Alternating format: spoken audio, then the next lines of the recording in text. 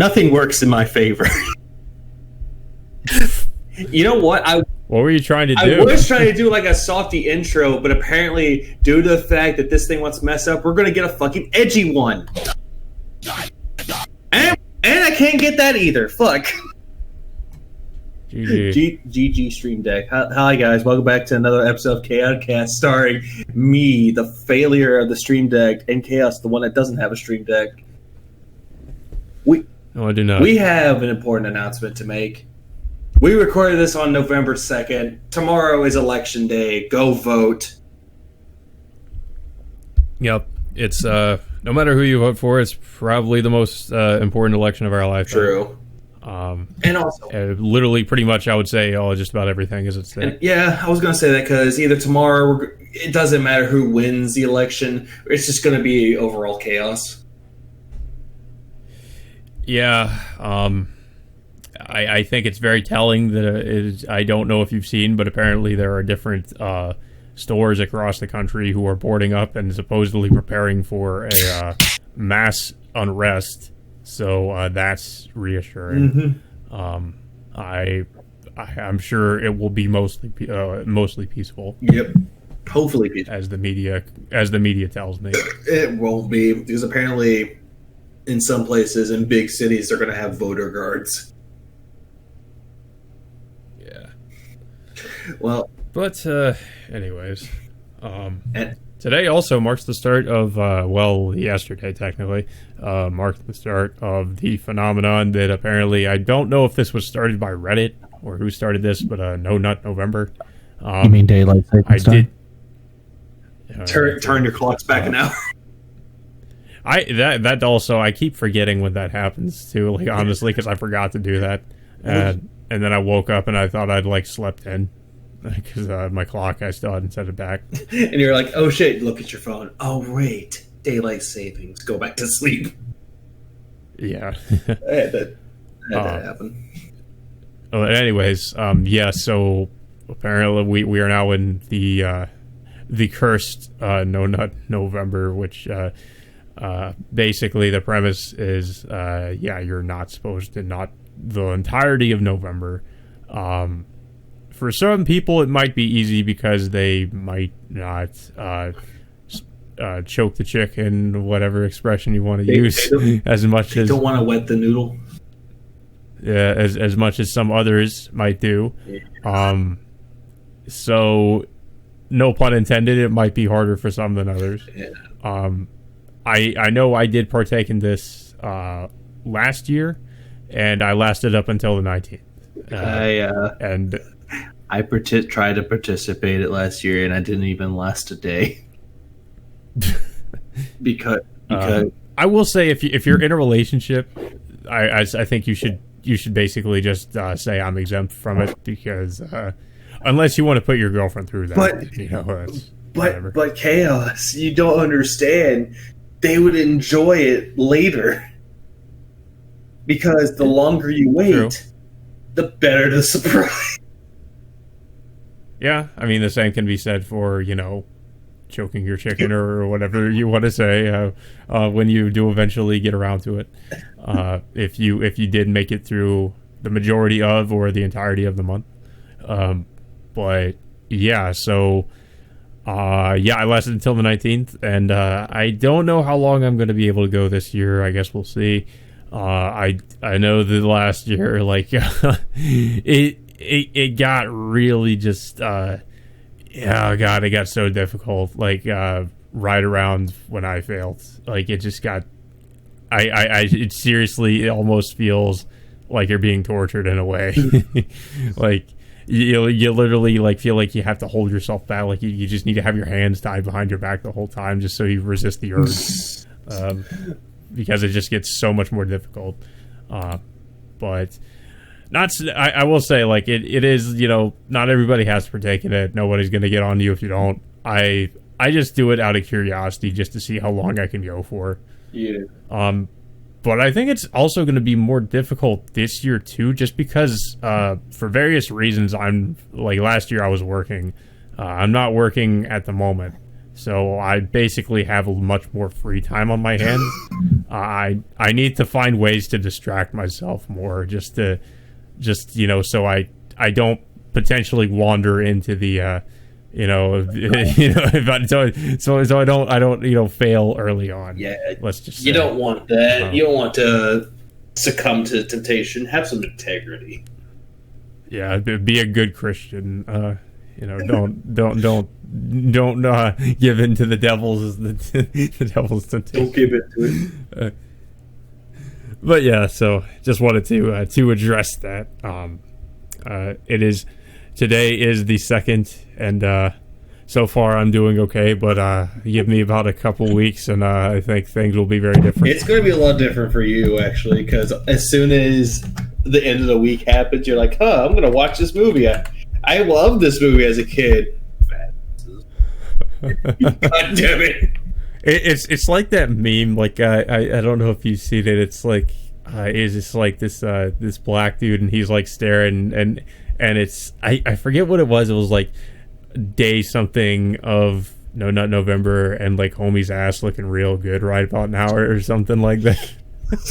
You don't want that. I'm just like that might be where things that might be what ends up. You don't want that. Oh no! What's even worse about NoNutNovember is like, great, I can actually participate in this. My birthday's in a few weeks. I mean, you would have made it, almost, made it until like what, 7 days, a week later.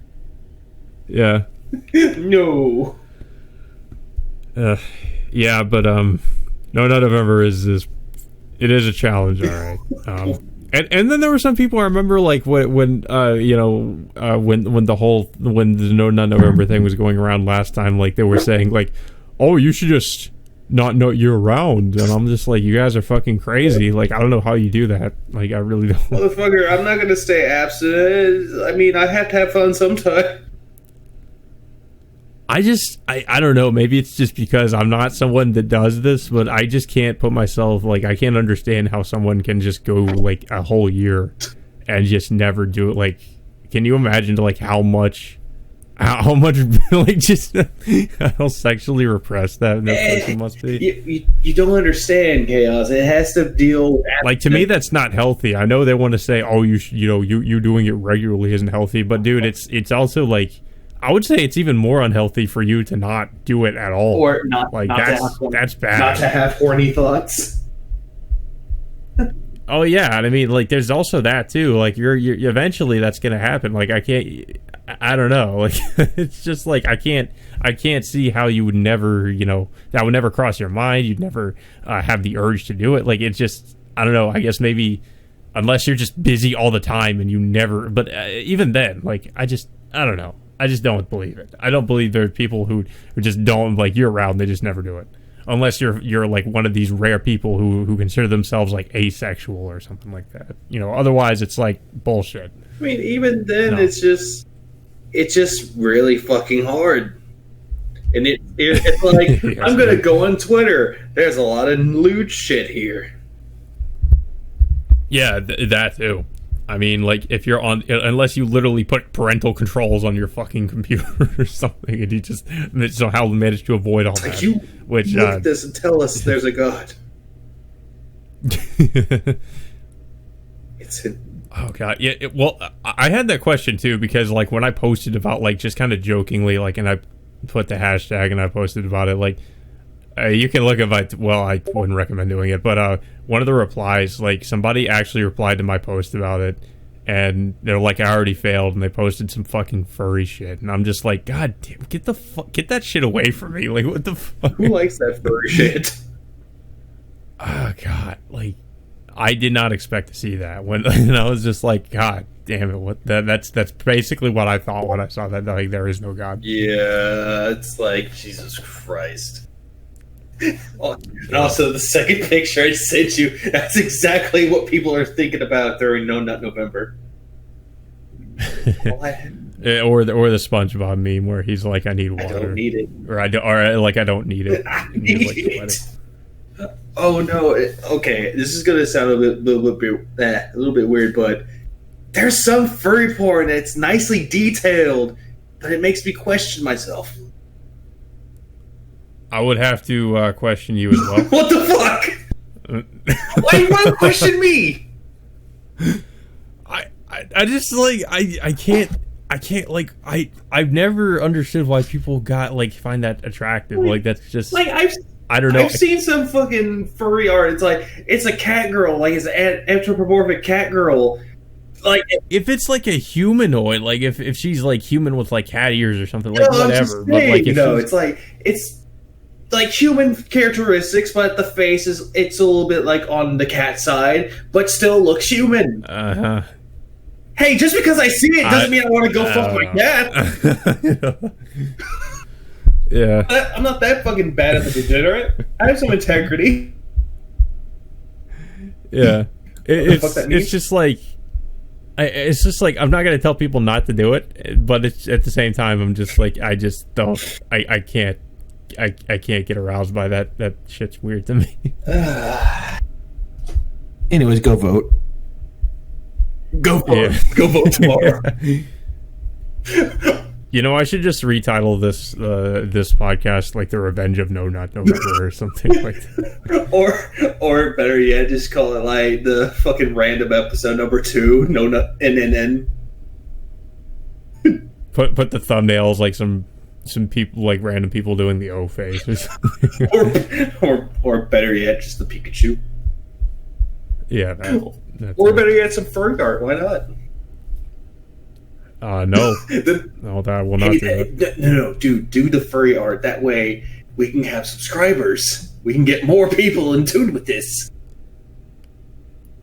I'd probably get like a bunch of furries. Like, sure, I mean, hey, it's like if you're a furry, whatever. Just as long as you're not, actually doing weird shit like having sex with animals, I don't really care. But Chaos, you don't get it. Sure, they can be degenerates, but our numbers will go up. Yeah. And it was going to vote. Check. Yeah. A few days ago, Halloween passed. It came and went, but how'd you spend yours? What did you do? I watched Jason Goes to Hell. I know you've been watching the rest of the Jason movies. Yeah, I've been going through them chronologically. Jason Goes to Hell is probably the strangest strangest movie I've ever seen. One of the strangest movies I've ever seen. It's definitely the strangest Friday the 13th movie ever released. I'd never seen it before until now. It's a really different like concept for a Friday movie. Like in the beginning of the movie, the military literally comes in and blows up Jason, and then Jason somehow like so the basic premise of the movie is that Jason really isn't in this movie. Like, well, he is, but he isn't. He's able to apparently to transport his soul into different people's bodies. Like at the beginning of the movie, this one dude, like, he's about to like do an autopsy on Jason, and then like he has his heart, Jason's heart, and like just I don't even know what drives him to do this. He literally just starts eating Jason's heart, just fucking eating it, and then Jason possesses him, and then of course that's kind of where the plot goes. Like, the Jason jumps from one body to another, and then they start changing up the lore. Like they apparently say that Jason had a sister, and then like in the beginning of the movie kills the sister, and then like his sister had a daughter, and now he's going after the daughter, and then there was apparently a Voorhees house, which was never a thing. It's just like and then there's a dude who's supposedly been chasing Jason for years, who's a bounty hunter who's never been introduced in any of the other Friday movies. It's just like, hey, here's this random ass dude who's apparently like we're supposed to think he's really important, I guess, because the movie sets him up to be this like big deal. And I'm just like, who the fuck is this dude again? And he does. That's the funny thing too. He does nothing this whole movie. He's in jail like a majority of the movie, and like the main guy in the movie is this weird like dorky guy who's apparently like trying, like, I guess had like a thing with this chick who was apparently, like, you know, related to Jason somehow, and I guess they're like estranged from each other and she doesn't like him. I don't know. They never explain any of this. And yeah, I was like, so he's like trying to protect her from Jason, and she thinks he's crazy. And apparently, like, at the end of the movie, you find out Jason is literally this, like, demonic, like, fucking worm-looking creature. And he gets reborn, I'm not kidding you, by if you remember the woman that Jason killed in the beginning of the movie, he gets reborn by inserting his worm self into her vag. And then, like, the next scene, I'm not kidding, the next scene he comes back as Jason. And I'm just like, what is even happening here? Also, the Necronomicon is in this movie. From fucking Evil Dead, the Necronomicon Ex Mortis is in it. Oh, Jesus Christ. Why they do this? Jason also dies by literally being dragged to hell by demon, like these weird demon hands. Wasn't and like, wait, did one of them have like a claw hand or something? No, these demon hands drag him down to hell, and then like the end of the movie teases Freddy, because Freddy's claw hand comes up out of the ground and drags Jason's hockey mask down into the ground. Yeah, and it supposedly teases Freddy versus Jason, but that didn't happen until after Jason X, which was the next movie. And this movie came out in 94, so Jason X was like 2001. Freddy versus Jason didn't come out until 2003. So that was in the works for a while. But yeah, that was Jason Goes to... That's how I spent my Halloween, and like at first I was like, you know, I thought it was okay because to be honest, some of the effects were really good. The concept was different, but it was, the more I think about it, the dumber it gets. I'm just like, okay, this was really stupid. Like, I'm just like, why did they think this was a good idea? Yeah, I don't know. It's really weird. I don't know if you've ever seen Jason Goes to Hell, but it's at least worth watching just to laugh at because of how ridiculous, how off the wall fucking crazy the movie is. I mean, it does sound like it. Also, it has the weirdest looking Jason. Like, if you look up images of Jason from Jason Goes to Hell, like, it's probably the weirdest looking Jason I've ever seen. Like, because he's got like this weird looking metallic mask, and like his head looks like it's kind of like swollen. Like, I don't know how to describe it. It looks like he's got a swollen head, and he's wearing, like, this weird metallic mask. Fortunately, we don't see that Jason throughout much of the movie. He's only in the beginning and the end. Oh, you're talking about, like, a fucking... the Friday the 13th 9 Jason? Yeah. Yeah, because apparently they had, like, for the game, they have him unmasked. Yeah. That one of his eyes was damaged, but apparently someone went on there and go, hey, this isn't right, so they just mirrored the fucking model. I was like, okay. Whatever. Yeah. I don't know. I also saw, like, the only good thing about the movie, well, one of the few good things about the movie, too, is the kills are really good. Apparently, like in the other Friday the 13th movies, a lot of the gore is actually toned down. But this is like the first movie where they just really went all out with the gore. So, like, it's probably the most graphic of the Friday the 13th movies.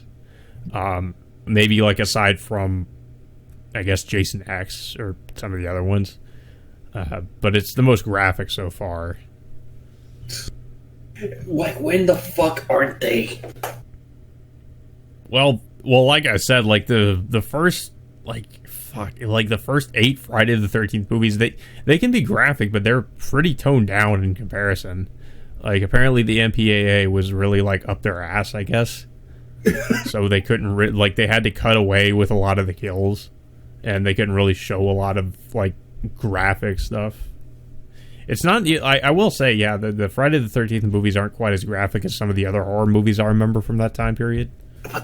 Like, from the 80s and stuff.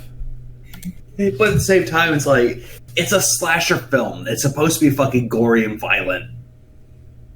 It's violent, but maybe a little gore. And there's gore, but very kind of toned down in comparison to like what you might expect. And then you have fucking, what was it, Nightmare on Elm Street, where someone gets sucked through a fucking bed and, oh, hey. Yeah, that's way gore. Like that one scene where I think it was Johnny. Was it Johnny Depp? It was. Like, he gets fucking like sucked through the bed, and then like his blood's all over the ceiling. And oh no, someone had their period in here. Oh no. No, what? I have to look this up now. What are you looking at? I'm trying to look up who was the one that died. Apparently, yep, Glenn. That was Johnny Depp. Yeah, yeah, it was him. Yep, his very. I think that was his very first movie too. I think it was. Let's look it up. Yep, that was the very first one. Like his first film role, yep, that was exactly it. And he was just like a random ass character. Yep, he was just a minor, a quote unquote minor character. Yep. Yeah, my favorite Nightmare on Elm Street movies are probably like the first one and Dream Warriors. Wait, Dream Warriors? The third one. He was in that too? No, I was saying those are my favorite Nightmare on Elm Street movies. Oh, right. Keep forgetting their series. I gotta look. Yeah, Dream Warriors 3, The Dream Master, Dream Child, Final Nightmare. But they didn't call it Nightmare on Elm Street. They call it Freddy's Dead. Yeah. I skipped some of those and just went to New Nightmare. Yeah, Wes Craven's New Nightmare, then Freddy vs. Jason, and then the remake that was not the same. Fortunately, I didn't see that one. Yeah, I think people liked. Let's see, did they? Yeah, they did. They actually liked Wes Craven's New Nightmare. It was a different take on Freddy. I mean, it was a different take, but at the same time, it was still the main creator. Yeah, and he's in the movie too. He plays himself. Why am I not surprised? It's the New Nightmare is kind of meta because it has all the actors actually like playing themselves. Great. Because the idea is like Freddy coming into our world, I think. Why they always do that? They don't always do it. Well, sometimes they were like, "Hey, Freddy's coming for you." It's like, "Oh shit." Mm-hmm. Meanwhile, you were watching a movie. I had to go to a fucking wedding. Yeah, that's a weird way to spend Halloween. I mean, it was like early in the day, and then I hung out with my fucking girlfriend's family for like maybe 3 hours, and it's like, hey, no trick or treaters, we're going home, no alcohol. So we just went home. Very boring day. I mean, mine wasn't very eventful either, since I just basically watched a movie. Well, at least you did something that was horror related. Yeah, I mean, like, I would have gone out if I had somewhere to go to, but yeah. And the only costume I really have is the Doom Guy helmet I have. Other than that, there's not really anything. Did you have the Ghost of Sushi helmet? Or mask? I do, but I don't... I think you could probably wear it. I just don't know if I might be able to wear that. Just imagine you had like the mask for a Persona 5 Royal special, like collector's edition, and the mask for Ghost of Tsushima. That would look weird. You walk outside, someone's like, "What the hell are you supposed to be? The ultimate weeaboo." That would be great if I had like a katana replica or something. And then some fucking and like a kimono. And then some fucking person dressed up as Monokuma kidnaps you and takes you to a school where you have to kill some people. And then all you have, and your title's Ultimate Weeaboo. Oh, so I'd be like the that fat kid from the first game. Yeah. No, you wouldn't be him. Wasn't he like an otaku? No, he was the ultimate fanfic creator. Well, he's essentially an otaku because he fucking knew all this nerd shit. Hold on, I gotta look this up now. No, you could just be the ultimate lucky student. Talk about fucking peace. What the? Would be a fucking pacifist. Let's see. He was talent. He was the ultimate fanfic creator, or the Japanese people call it, super high school level fanzine artist.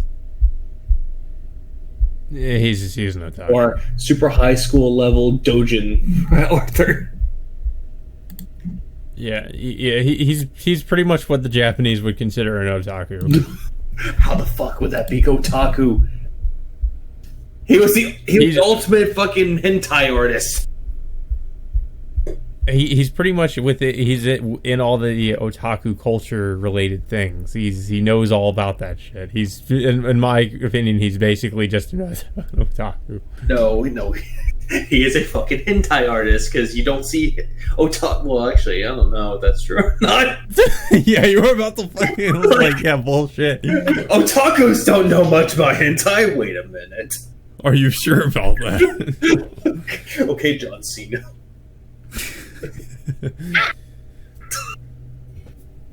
That's all I gotta say is wait. I'm sure they don't know a lot about VTubers either. Anyways, Halloween check. Turn left from this conversation before it gets weirder. Well, I mean, we already talked about furry shit. I don't know how much weirder it can get. Okay, this is one thing I just noticed. I know it's fucking late, but news is news. Be glad that if it's good or bad, it's worth talking about. It's still news. Which was what is that? Was Nintendo a few days ago announced another partner showcase where they showed off more of No More Heroes 3 and released No More Heroes 1 and 2 for the Switch. Yeah, I mean, I'm glad No More Heroes 1 and 2 is getting a Switch release. I fucking called it too, but nobody believed me. Yeah, more reason to get a Switch because, I've been meaning to play those games, but I know, the first one is on the Wii. I think, okay, wait, was it this first game? Did the first game get a PS3 port, or was the PS3 port? Did the first game get a PS3? Yeah, the first No More Heroes got it. I think it was called No More Heroes Here. Was it a good port? Because I hear people say it's not. Okay. It was not a very good port.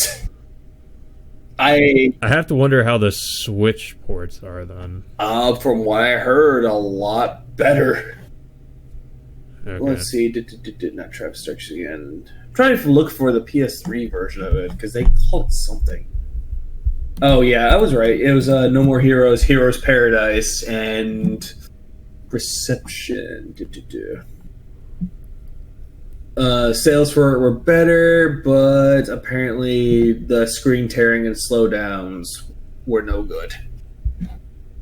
Oof, that's not good. Meanwhile, the screen tearing and slowdown. Yeah. Meanwhile, the original No More Heroes for the Wii was better. And for one, yeah, seems like it's another reason for me to get a Switch. Because like I said, I've been meaning to play No More Heroes. Yep, and I believe what I hear. Let's see, Switch. Yeah, but apparently on the Switch, it's a lot better. That's good. I'll have to look up reviews of it later. Yeah, this is not much. It's only user scores. How much is the Switch version? Honestly, right now I bought them both. They're like $17, $18, but it's $20. So is it separate or did they come in a? It makes sense though, but I really wanted them to do a physical version of it. That would have been better. Oh, so is it only digital? It's only digital from what I've seen. Fuck. Yeah, same. I would have liked if they did a physical version of it. Yeah, because didn't they do that to Deadly Premonition? I know it's different people, but I think so. Yeah, they had the Switch port right, of Deadly Premonition. Actually, wait a minute. I think they also had a physical version of that too. I think so. Let's see. I feel like I saw. Yeah, they did. They had a They had a collector's edition of it too. Seems like they have a collector's edition for like every port for a Deadly Premonition, because they had one for the PS3 one. Actually, no. From what I'm looking at, it comes with 6 metal pin badges in a collectible case, along with postcards with original art and the game. Nice. Which, yeah, it's like $50. I would buy it. Yeah, for a collector's edition, that's not bad. Yeah, and then the second one is $50 too. Surprised it's $50 still. I didn't expect that price to drop. Oh, don't worry, it'll drop. It'll drop soon. Let's see, No More Heroes Switch. Nope. Instead, they have No More Heroes 3 and Travis Strikes Again. Did No More Heroes 3 come out already? No. Or was that... Apparently, it got delayed till next year. Oof. Makes sense, though. Then Suda was like, hey, hang on, my dudes. You want No More Heroes 3? Well, guess what? 1 and 2. I mean, at least we got that to hold us over. I remember when I was in a discussion with somebody, and I was talking about No More Heroes 1 and 2 coming to Switch, and they called me an idiot. They said it will never happen. What? How long ago was this? This was like when No More Heroes 3 was announced, and the second trailer for it. Do you still talk to this person? I do not anymore. Oh god, I would like fucking rub that in there. I think they ended up saying that, hey, No More Heroes 1 and 2 are out on Switch. Huh? I'm so happy. I'm just thinking you shouldn't be happy for it. It's like I remember what you said. Fuck yeah. I would have like rubbed it in his face, like, oh, but you're an idiot. It's never gonna come out. Fuck you. It would have been a kick to the face if it came out to PS4. Yeah, that would be cool if it did. No, it would not. If it came with the PS4. Yeah, but they did. I mean, I don't care either way if it does. They did it to Travis Strikes Again, and that game was not that good. Yeah. I think they put that on PC as well. I believe Travis Strikes Again. Yeah, and Travis Strikes Again was not that good. Like, that's kind of annoying that they put that on PC, but not the other game. Yeah, Travis Strikes Again for... Wait, what the fuck is $10? Oh, the soundtrack. Yeah, I hate that too. That they put the complete edition of No More Heroes or Travis Strikes Again on PC, PS4, Xbox One. It looked like it was a bunch of mini games. It was essentially a kind of like a bird's eye view, third person. It kind of lost the charm of the original games. But anyways, some about other games that they announced, dude. They announced more of Bravely Default 2. And apparently when I watched the video of it, they're like, we listened to you. 20,000 people submitted surveys, and we're doing exactly as they said. And I'm thinking, oh, great, Squeenix. So, where's the Final Fantasy 15 DLC coming out? How much Final Fantasy 15 DLC have we even got? Like, we already have, like, a fuck ton of... no, there mostly going to be... There was going to be more, but... Really? Yeah, hold on. Let's see if I could find out what DLC got canceled. Jesus. Okay. It's almost like we had to, like, we have all this DLC for the game, like, of these, the different character stories and all that. Yeah, because they had Gladius, or Gladiolus, whatever the fuck, Ignis and Prom. Yeah. They had Comrades, which was multiplayer. And then they had Moogle Chocobo Carnival. And then they had Ignis, which was supposed to be the last one, along with Arden. And then Luna Freya. Yeah. I saw they didn't even have, like, proper cutscenes for Arden. It was, like... No. It was something different. Like, it was, like, animated cutscenes or something like that. It wasn't, like, the usual, like, cutscenes they do in the engine or pre-rendered. Yeah. Like, they took all this DLC and they had one for like Luna Freya and Final Fantasy 15, but due to the fact that Square Enix took a major drop in their stocks and sales, they had to cancel it.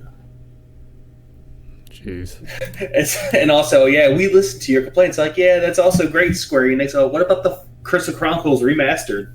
What about that one? Yeah. Yeah, it sucks that was a disappointment because I was thinking about getting that. Yeah, I wanted to get that too. Apparently you can get it. Only a demo of it. Yeah, well, yeah, I mean, I wouldn't want to get the full version if it's as bad as people were saying. Yeah, no. It was bad. The loading times were abysmal. But yeah, I mean, like, speaking of Bravely Default, like, yeah, I still haven't played the first, Bravely Default, but I mean, I hear it's a good game. Or Bravely Second. Yeah. I thought Bravely Second was a sequel, but I guess it's, yeah. It wasn't. That's what I thought, too, because they said, like, hey, here's Bravely Second, a new game in the Bravely Default series. And then it's like, here's Bravely Default 2. Yeah, when it fucking came out, I'm like, what the fuck? Yeah, here's what it says right here. Okay, let's see. Is a sequel to Bravely Default 2.5 years after the events of Bravely Default 1. And also, if you want the 2021 game, go to Bravely Default 2. Okay, let's see. Set in a new world. Okay, so they're taking a Final Fantasy approach. So can you only play the first game on the 3DS, or did they port it? Only on the 3DS right now. But I would love for them to do that, to bring the Bravely Default 1 onto the Switch. That would be cool. I hope they do it. I mean, I would buy it again. I would play the shit out of it. Yeah. Let's see, Bravely Default. Flying Fairy 4, the sequel. I was about to say too. I'm going to fail on NoNutNovember. I know already because I just got shipping confirmation that the bunny girl Reika figure I ordered is shipped, and she's also going to be 16 inches tall. Wait, what were you saying, Chaos? What were you gonna do? It's the bunny girl version of this character called Reika from Gantz. No. What were you gonna do, Chaos? What was I gonna do? Yeah, what were you gonna do about NoNutNovember? No, I said I'm probably gonna fail because that fig. Huh? Denied. You will not fail, soldier. Hopefully not. But yeah, like I said, it's coming, and it's probably gonna be like tempting me the whole time. I'm just looking through all the other notes I have. The only other like fan servicey character I have a figure of is what's that chick's name from Valkyria Chronicles? Sylvaria? Sylvaria, yeah, where she's in like a bikini. She's in a bikini and she's holding like a shower head. Not. That's all. The majority of November. Not. Just hear that over and over. They're pretty good. Oh, Jesus. I was looking through all the other notes. Like, I saw like something for Tropico 6. I was like, nah, that no one cares. Also, have you heard... Is this a Nintendo Direct? This is from the Nintendo Direct. I just got rid of that one because who cares? Do you know what Immortals Phoenix is? No. Good. I'm skipping it because it looked boring. Like, I looked through it and like, you can use a bow, a sword, or an axe. I'm like, hey, great, this game sucks. Intriguing. Yeah, very. I haven't heard of any other game that would let me do that. Unless it's like a farming game like Story of Seasons. Okay, I'm getting rid of that one too. Story of Seasons? So, you know what Harvest Moon is, right? Yeah. Apparently, the main creator or the main group behind Harvest Moon left Natsume and continued it with Story of Seasons. I think you told me about this. Yeah, they broke away, went to Marvelous, and made Story of Seasons, which, in my opinion, is really good. Mm-hmm. And so they made a new one that takes, apparently, according to them, takes inspiration from Rune Factory. And I'm like, well, great, that's not going to be spared. Natsume's fucked. Yeah. And then what was it? There's another one called Surviving the Aftermath, which is just like a strategy post-apocalyptic game. Who cares? I sleep. It looked interesting, but I need more info. But they also showed up more of Hyrule Warriors Age of Calamity. Yeah, I heard that was good. Yeah, and the demo's out too. I haven't played it yet, but I'm going to. I still need to play the first one. Hyrule Warriors? Yeah. Apparently people are saying it's nothing like that one. Oh, it's Yeah, because it's a prequel to Breath of the Wild. What? Yeah, you didn't know this? No, dude, I don't fucking keep up with this shit. Twitter, dude. Twitter's where I got my... Well, I don't care. I don't keep up with it. Apparently people that I follow, they're like, oh my god, this is a great game, Breath of the Wild. I'm like, who cares? And then I saw more of it. So, I thought the Warriors games were like a spin-off type thing. Yeah. Because it was... It was Koei Tecmo. Yeah, Koei Tecmo's version of I keep forgetting what they call the Muso. Yeah, Muso. Yeah, that's what I was thinking. It was like a Muso style gameplay. They did it with Fire Emblem, Dragon Quest, and then now Zelda. Well, I'm just surprised to hear it's like directly connected to a Zelda game and it's a prequel. Yeah, to Breath of the Wild. Apparently, they're like, oh yeah, this is what happened. This is when Calamity Ganon took over. Which is great. Yeah, I mean, it's interesting at least. Also, Bakugan game. Fuck that. No one cares. Yeah, I saw that. I'm like, what is that again? No one cares. Well, I've heard of it. I just don't. I think I know what it is. I just don't really care. I think the only games that I actually were kind of interested on, besides No More Heroes and Age of Calamity, and what else? Story of Seasons. Had to go through all the shit that I just deleted. And then there's like another one. There was Part-Time UFO and Griftlands. No idea what any of that is. Griftlands, it's a strategy RPG that depends on negotiation tactics. And it was made by the people that made Mark of the Ninja and Shank. Okay. Yeah, I know what Mark of the Ninja and Shank are. Yeah, and Don't Starve. Yeah, that was them. And then Part-Time UFO, I had no idea what the fuck this was until I did some digging and discovered, hey, it's made by the same people that made Kirby. Yeah, that was just it. It looks cute, but at the same time, it's like, it's a mobile game ported to Switch. Yeah. What do I have? Are horny thoughts? That's going to be me at the end of the month. Oh, but there was another thing. I actually made this to a separate topic. Because apparently they announced Hitman 3 cloud version was going to be on the Switch next year. Okay, so what is the cloud version? I'm assuming that means like a version optimized for the Switch? Yeah, that's what I was getting at. But then all of a sudden I saw Control Ultimate Edition. I saw that too. Okay, I need to look. Yeah, you can only stream the game from the cloud. Oh. Apparently, cloud version, you need a Nintendo account to access cloud service and a persistent high-speed internet connection to play the game. Oh, it's one of those. Okay. Yeah.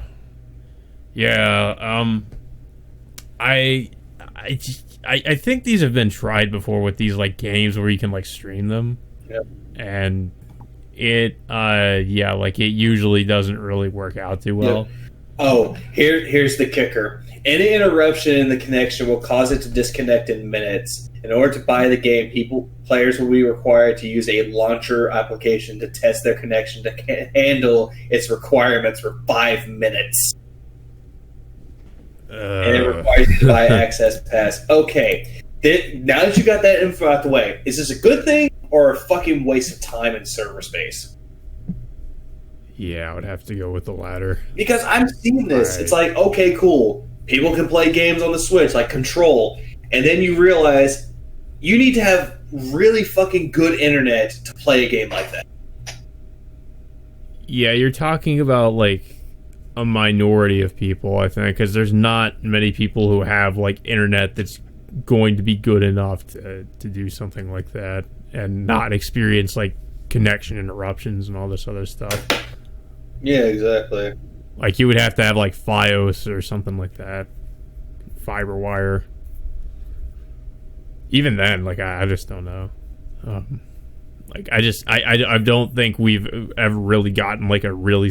like, I don't know, I could be wrong, but I don't know if we've ever really had, like, a successful, like, cloud gaming thing that's worked out. I mean, PlayStation. I think OnLive was the first thing that really did something like that. Like, it was OnLive and some other stuff that tried to do this, streaming your games. OnLive?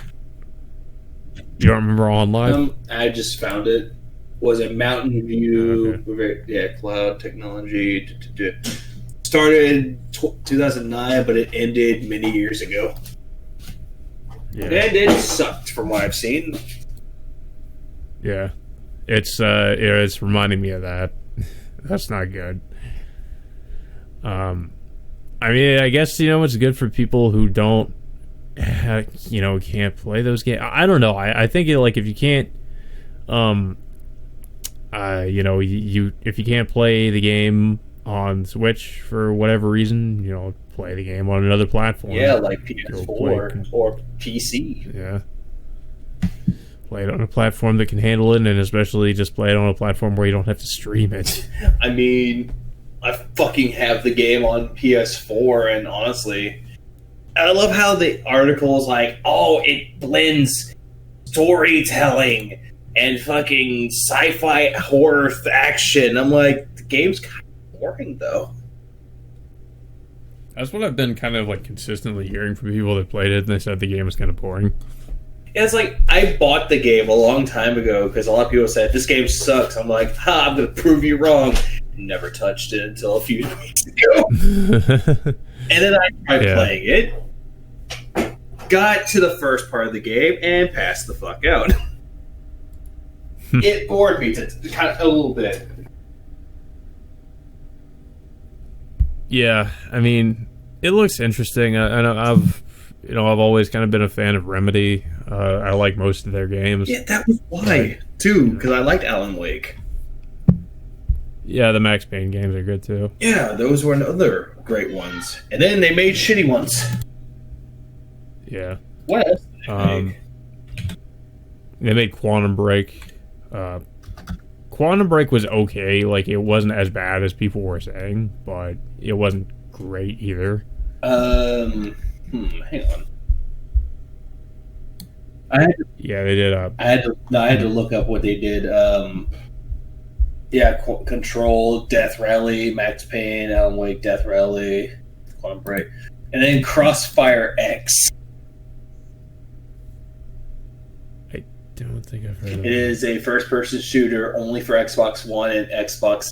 Oh wait, okay. I know what you're talking about. It is the console, essentially the console version. We saw that when they did the I think it was the Xbox show or the Microsoft show or whatever. They showed that off. And it was just meh.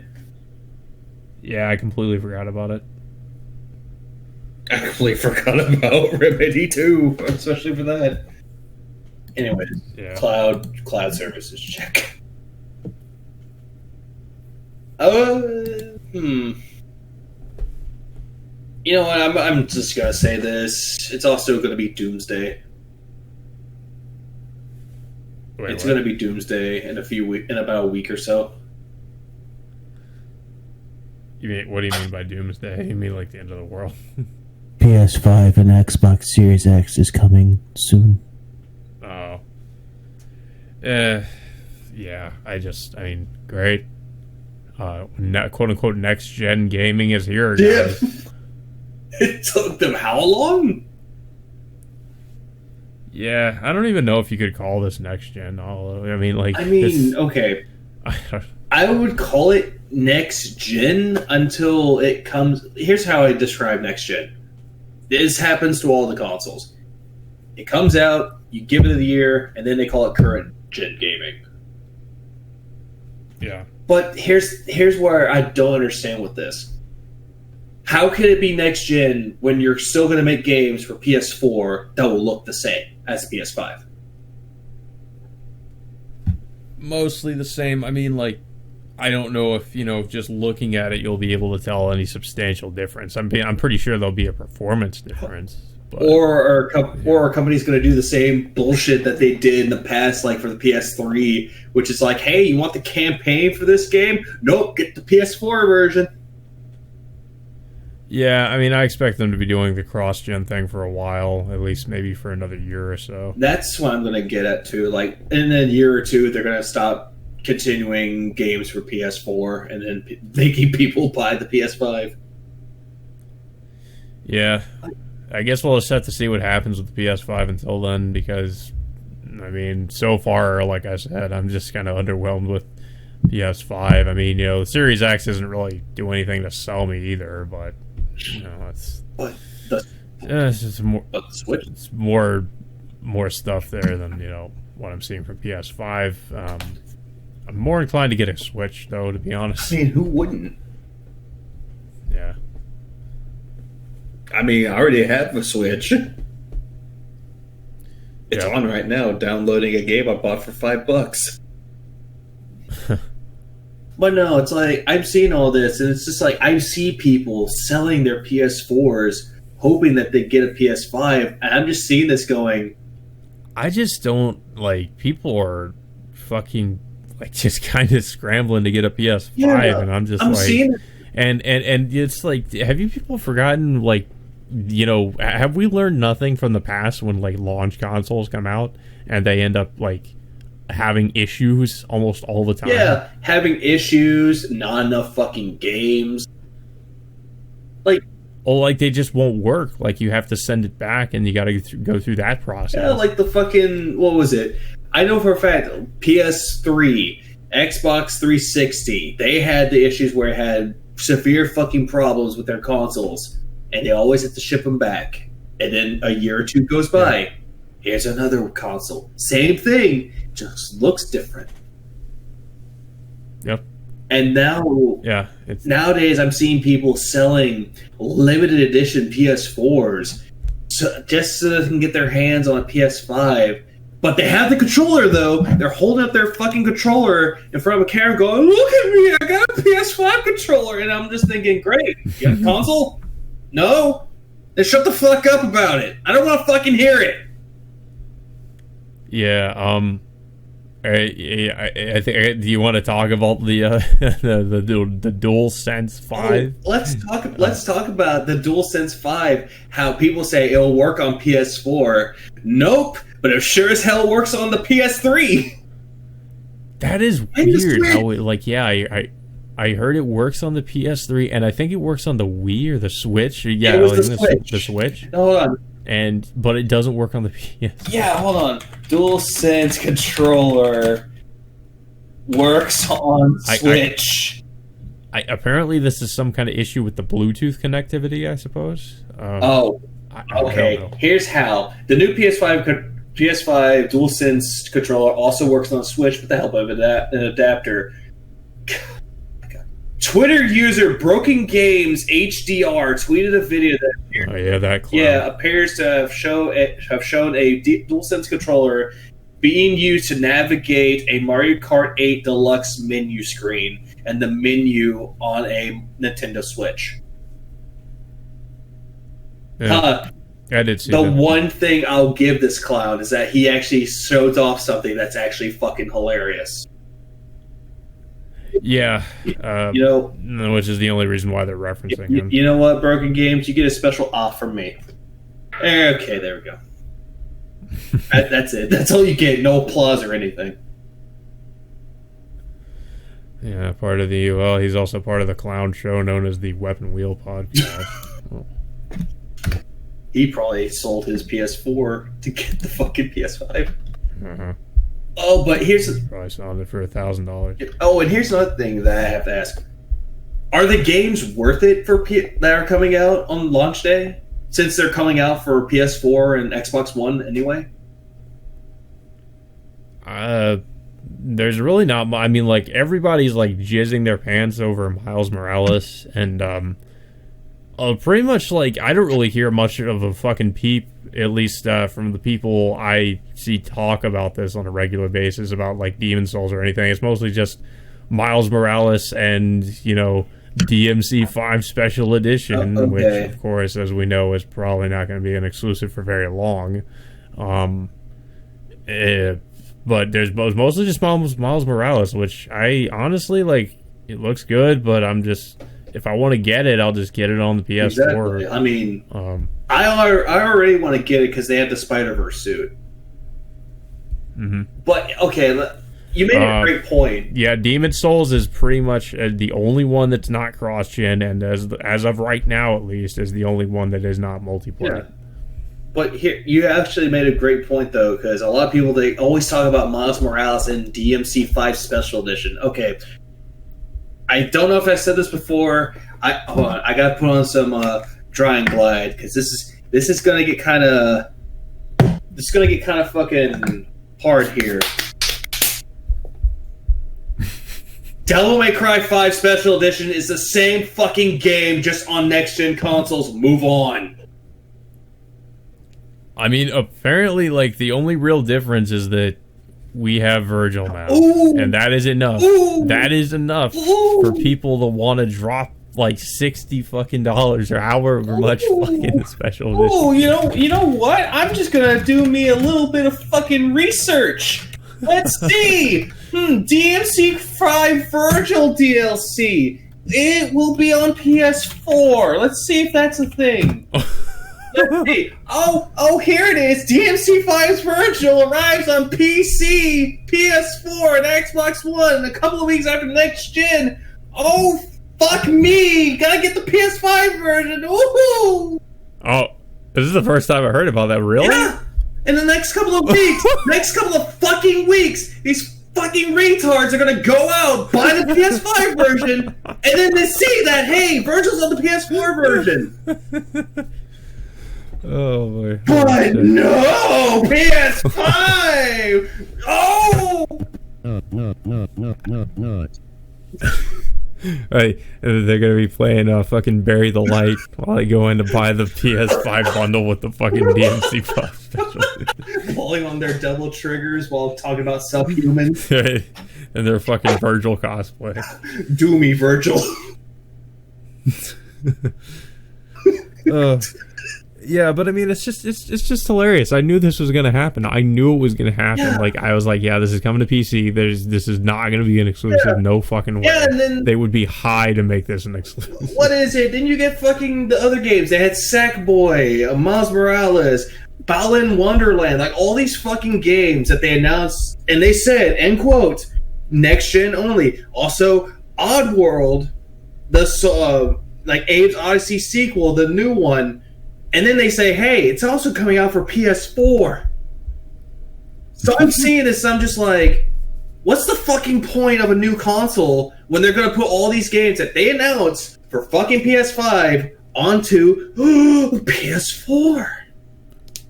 Yeah, Sony has really gone out of their way to basically convince me that there's no real good reason to fucking buy a PS5. Oh, no, yeah, they gave us a great fucking reason. So I can actually look at my slender console and then see the one that looks like it's fucking pregnant. I'm sorry, I like the PS4. The color of it's great. It is true classic to PS2. I mean, I don't really mind the new color scheme, but for me, it's just what's on there or lack thereof, I guess. Lack thereof, actual exclusives. Yeah. Except for one, but it probably won't. Actually, wait, does Demon's Souls come out on the 12th? I think so. It's a launch title. Let's see. Demon's Souls PS5. I have to see. remake. I mean, I am excited for it. It looks like it's going to be a great game, but hey, if I have to wait, I'll fucking wait. I'm not going to be like, oh, gotta play it day one. I gotta consume the product on day one. I'm just like, no, I can wait, fam. It's not a big deal. Okay, I see the PS5 version. Yes, it is going to be on launch day for North America, but everywhere else will get it on fucking the 19th. So, yeah, it's like, okay, for those that actually did get a PS5, good for you. I'm not giving a shit. Yeah, I mean, as much as I like the Souls games, I'm not really going out of my way to fucking buy a PS5 just to play it. Yeah, especially it's like, hey, games that are already on the PS4, why the fuck are you spending more money on another game? The same game, just different console. Yeah. Man, I'm not gonna lie. I mean, you know, it's basically, it's because it's an upgrade. Yeah. It's an upgrade console. It's just like, you know, the same thing they've been doing with the PS4 and the PS4 Pro. It's like, hey, buy the PS4 Pro, because then if you buy the PS4 Pro, you'll be able to play this game at a higher resolution and a higher refresh rate. Yeah, and then all of a sudden, like maybe a few weeks after that, or on the week of the PS4 Pro launch, hey, PS4 has an update that plays just like the PS4 Pro. So yeah, it's just like, at this point, it's just like, how is this not just like, you know, PC gaming essentially? Because like, if you think about it, like the same thing is true with PC gaming. Hey, this game is more demanding, and you know, maybe you want to play this game at a higher resolution, or not even so much as demanding. Hey, here's this game. Do you want to play at a higher resolution, a higher refresh rate? It looks like your system can't handle it. Maybe you want to upgrade your graphics card or upgrade whatever other components, and then you can play this game at a, you know, is that not pretty much the same fucking thing at this point? At this point, it's just customer manipulation. It's just Sony saying, hey, you could play this game at a better frame rate, better everything. But meanwhile, I'm just looking at it going, I don't see an issue. Yeah, I mean, some people just don't care about that. No. I mean, I would say I care to an extent, but that's because I am also a PC gamer, and I like to upgrade components in my PC if I want to play stuff at a higher refresh rate and a higher graphical fidelity. It's like, hey, I can just do that on PC. And the game's probably going to be on PC anyway, so I can just do the same fucking thing. You know, here's another thing I've noticed. This is the thing I've noticed. Sony fanboys are dumb, because apparently, I know, what was it? They want to bitch and complain about how games have low frame rate, like the Nintendo Switch. I know a lot of people said that they like playing on handheld mode, but they always just point at them and laugh, going, "Ha ha, lower frame rate, ha, that's going to be shitty for you." And then they get their PS5, and guess what? Some of their games are going to have low frame rates. Yeah. I mean, this is also coming from people who play their games at like 30 frames a second, or sometimes sub 30 frames a second.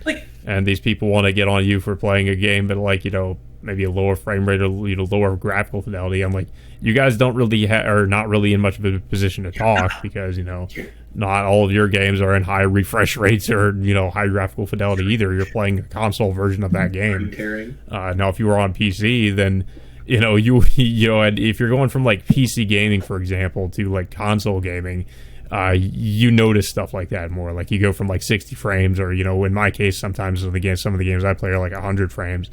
You go from that to like 30 frames a second on console. It's pretty much a world of difference. It's night and day. So it's just like, you know, I just find that hypocritical. It's like, you know, your games aren't really like high refresh rates either, and, you know, don't have high refresh rates either. Yeah. So, but I'm not gonna fucking lie though. Like, there are some games that are coming out on PS5 and PS4 that I'm kind of excited for. I'm not gonna lie. Yeah. But I'm not going to be bent over a counter saying, "Do me, Daddy Virgil," for the DMC5 Special Edition. Yeah, like I'm not just like, I'm not super hyped for it. You know, it's just like, to me, it's just like, yeah, okay. Just play it on PC or PS4. I don't care. Yeah, it's just not that big of a deal. Like I feel like the next gen of consoles is not as big of a deal as it has been in previous years. Yep. Or previous generations. Yep. Anyways, PS5 check. That's done. Yep. You know, okay, speaking of games, Cyberpunk got delayed again. I know Like I said, late news. Well, okay. So some new information came out about this. Apparently, the reason, supposedly at least, the reasoning behind its delay this time is because they're trying to optimize the game for next gen consoles. And here's my thoughts on this. Like, I think they should just put this game out for, like, if people bought this game on the PC, they should put that version out just because they're probably done with that, I'm assuming. Or PS version. Or, the current gen versions, which is probably the majority of versions that people ordered, and worry about the next gen versions later. Because they're working on, and somebody made a good point about this, they're working on versions of this game for platforms that aren't even out yet. So, like, let me get this straight. They're optimizing it for next gen consoles, just like with Final Fantasy 15 when they were trying to optimize it for newer consoles too, and Last Guardian. Mm-hmm. So, here's a question: why the fuck are people bitching about it? Yeah, I don't think it's that big of a deal. It doesn't matter if the game is delayed. Like, I mean, I'm more concerned with why it's delayed. Because I know, of course, it's basically become a meme that the game keeps getting delayed. Yeah. But it's just like, I just, like I said, I have to wonder, like, okay, well, why is it being delayed again? And then you find out why, and you go, okay, makes sense. Yeah, it does. I mean, but like I said, I just feel like it's kind of a waste of time to, I feel like they should do this after they release the current gen version of the game. And then once they maybe do the next gen version and put it out on the next gen consoles, maybe for the PC users, they do like an update and be like, here's the next gen version of the game. Because apparently they did this with The Witcher 3 too, where there's like, so they could just do the same thing here. Yeah. I don't see an issue with that. Here's my thing on it. It's a bad thing because I was actually looking forward to it in November. I really was. Yeah. But at the same, I had the collector's edition. well, look at you, big spender. There you go. I got the PC version of it though. But look at you, Mr. PC Master Race. Look at me not caring. Anyways, like, I'm trying to think of this here. Here's I wanted it to come out next month because or this month actually because I wanted to play it, but money problems.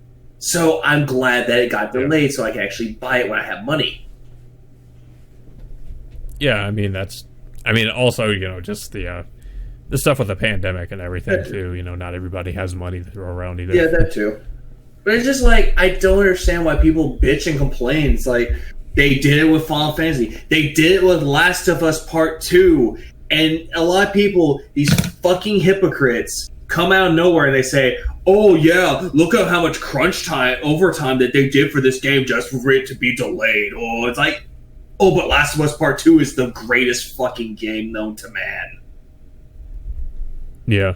And that game was basically like forced crunch time. That was forced. While fucking like... It was... And this is the thing that also pisses me off with the whole crunch time argument, right? It's like... Let's talk about this. Crunch time, as far as I know, crunch time is optional. Like, it's an overtime. Like, you can choose to do it.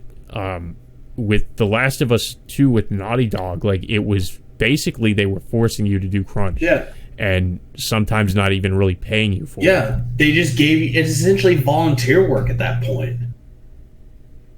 And same thing with Red Dead 2. When that game was coming out, they asked people. It was optional, and people wanted to stay because they loved what they did. Yeah, and that like fosters a good work environment, not one that's just like, I hate working here and I want to kill myself and I want to leave, basically, because I'm being forced to work more hours than I really want to. And I don't feel I'm being paid adequately for it, or I'm not even being paid in general for what I'm doing. Yeah, and then but if you say this, actual fucking facts about Naughty Dog, these fucking people come at you and they go, oh, but you love shitty games, not like Last of Us Part 2. Yeah, it's just, and it's like, some people are just like, you know what just really pisses me off is just people who are like brand loyalists, and not just with console war shit, but just with like different developers, all this other shit. Like, it's like these people are like, they feel like they have, like, I must defend product. And it's like, dude, it's fine. You can call people out, like companies out when they do shitty things. It's okay. Like, you don't, I can still like certain things a company does and games a company puts out, and I can at the same time call them out for shitty things that they do and not give them my money when they do those things. Yeah. Like, what is wrong with that? Why is there such this, like, I just don't understand that these people who will like come out and just and get on people who will actually have some fucking integrity and not support shitty business practices. Yeah. Also, since we're on the same topic of like Last of Us Part 2 and Cyberpunk, I saw a tweet on the internet that it didn't really piss me off. It just made me say, hey, I have an opinion about this. Apparently someone went on Twitter and they said, in quotes, with Cyberpunk 2077 not eligible for Game of the Year, that means 2020's Game of the Year is The Last of Us Part 2 and has the shitty gif of... Not necessarily. I mean, there's quite a few other games that would probably... This guy continued. He continued, by the way. He said, and quote, Ghost of Tsushima will likely get nominated too, but I doubt it'll beat Last of Us Part 2 for Game of the Year. If it doesn't, then yeah, Game of the Year. I mean, the Game of the Year awards have pretty much always been a joke, but I mean, it would just be even more of a joke if that was the case. If that somehow won over Ghost of Tsushima. Yeah, but here's my thing about this, though. Here's my thing. I do agree that the Game of the Year awards or the Game Awards have become a big fucking shit show. It's become a joke, and most people don't seem to understand that. Like, people like that retard, they don't understand that what you consider to be the Game of the Year, it's a matter of opinion. It's not sales. It's not about review scores. It's about what you, the consumer that bought the product, think about it. Do you think it's perfect? Okay, great. Do you think it's shitty? That's good too. Yeah, I mean, it's pretty much left up to a majority vote. Yeah. Like who, what most people consider to be game. I have a theory of what's going to happen at the Game Awards. It's going to be the same as they did last year and the year before that. What was it? Like Red Dead 2 and Death Stranding, they got nominated for a lot of awards. They won them, but never won Game of the Year. Okay. That's probably going to be the same thing with either Last of Us Part 2 and Ghost of Tsushima, or it's just going to be a random case where Last of Us Part 2 like wins a lot of awards, quote unquote, but will never get Game of the Year. Okay. I will say, like, I expect Last of Us Part 2 to win awards in, like, music and in the visual department, too. Which, I can't knock it for either of those things, at least. I will say, like, visually, the game looks fantastic. Musical score is amazing, because that's where the first game excelled, in my opinion, as well as, the soundtrack by... Gustavo Santaolalla. Fuck, he has some name. But, he had. I will agree. He did a really good soundtrack. Is great, and visually it looks. Sure, the second one does too, but I can't give it for narrative and Game of the Year. Yeah, I'm. No, if it wins for narrative, I'm grabbing the nearest whiskey that I can. I'm chugging that fucking son of a bitch. No, if it wins for narrative. But if I'm at work, I'm going to yell at a customer, and they were like, "Sir, is everything okay? I need to speak to a manager now." It's like, "No, they gave it Last of Us Part 2 best narrative. Fuck this!" Like, quit my job. It's just quit my job. and then Abby Strong comes in and fucking. No. Let's make this even more creepy. Neil Druckmann comes in, decides to have sex with you, and have people who are clearly disgusted seeing this. Even though he's like dry humping there, it's like they're just staring at it going, "Sir, can you please stop? Quit dry humping the models." "No, I'm the creator. I'm the director. It's my vision." he thought it was the mocap scene. He was in the mocap sex scene. He was trying to do the motion capture. Okay, if there was like behind the scenes of that, I would laugh if fucking whoever played Abby goes wrong hole. Yeah, Laura Bailey goes Laura wrong Bailey. hole. Like, oh, goddamn it, Laura Bailey, don't do this. I wonder how Travis. Travis Willingham was probably going, "He'll never be me, the Chad. You'll never actually be able to. You'll never be me." No, he'll probably like whisper in someone's ear, like one of the interns, like, "I killed her in Full Metal Alchemist. I'll do it again if she does anything. I'll fucking do it again. I'll fucking do it again." Okay. Oh god! Now I You get that as a soundbite. Wait. Wait, you mean this one? I'll fucking do it again. You mean that one? Yeah. I I wasn't expecting you to already. Yeah. Oh no! I can just imagine like Neil Druckmann comes around saying, "We're going to make Last of Us Part 3," and everyone's like, "Mr. Cuckman, no, Mr. Cockman, no. Mr. Cuckman, no." But he'll just look at you deadpan and just be like, I'll fucking do it again. and meanwhile we just go, Nope. He's probably going to be the executive producer for that fucking TV series. You know they're making a TV series. Yes, out of they it, right? are. And apparently one of the characters they wanted to bring in to play Joel was fucking the guy who played Jaime Lannister. What? Yeah, you didn't hear that? He doesn't look anything like Joel. Actually, no. Give him a beard, he could pull it off. You'd have to dye his hair. Like, isn't he a blonde? Doesn't he have blonde hair? You know what? That is true. That is true. Hang on, Nick. Oh, there. Oh, thank you. Actually, no. He has brown hair.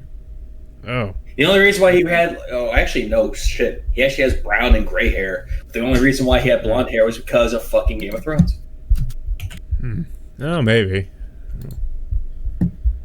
Yeah, I don't really know the casting for that, nor do I care. Okay, apparently this is what it would look like. That's if he plays him. I'm just looking at that going, eh? Maybe. Yeah. And then some people said that Hugh Jackman would take over, and I'm like, yeah, he already did that. It was called Logan. Yeah, exactly. And yeah, I guess they both share the same fate. They both died. Yeah. Just one in a more respectful way than the other. Exactly. I'm just seeing that. It's like, imagine if Logan just got a baseball bat to the head or something, and then he just died instantly. Yeah. That's basically the equivalent. Like some jobber just comes up and whacks him in the back of the head with a baseball bat, and then he dies. No, it's like an aluminum baseball bat, but apparently the reason why they kill him is because it's like adamantium or some shit. No, not even that. It just wouldn't make any sense. Oh, okay. Like, they just don't bother explaining. Okay, fine. What is it? Apparently someone threw a rock at him and he fell over. It's like, what happened? Somebody like flings hits him with a slingshot, and he dies instantly. No. All he does is this. He falls over dead. And it's like, ooh, it smells like adamantium in here. Yeah. What happened? Taco Bell, sir. Taco Bell. And then people, and then the entire media comes after you for questioning why, like, they would kill Wolverine like that. Why would they kill Wolverine? I don't know. Shut the fuck up, bigot.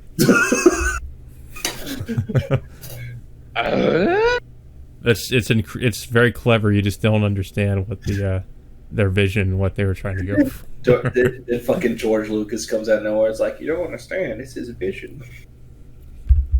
We needed more Jar Jar. You don't understand. Misa, I am the Senate.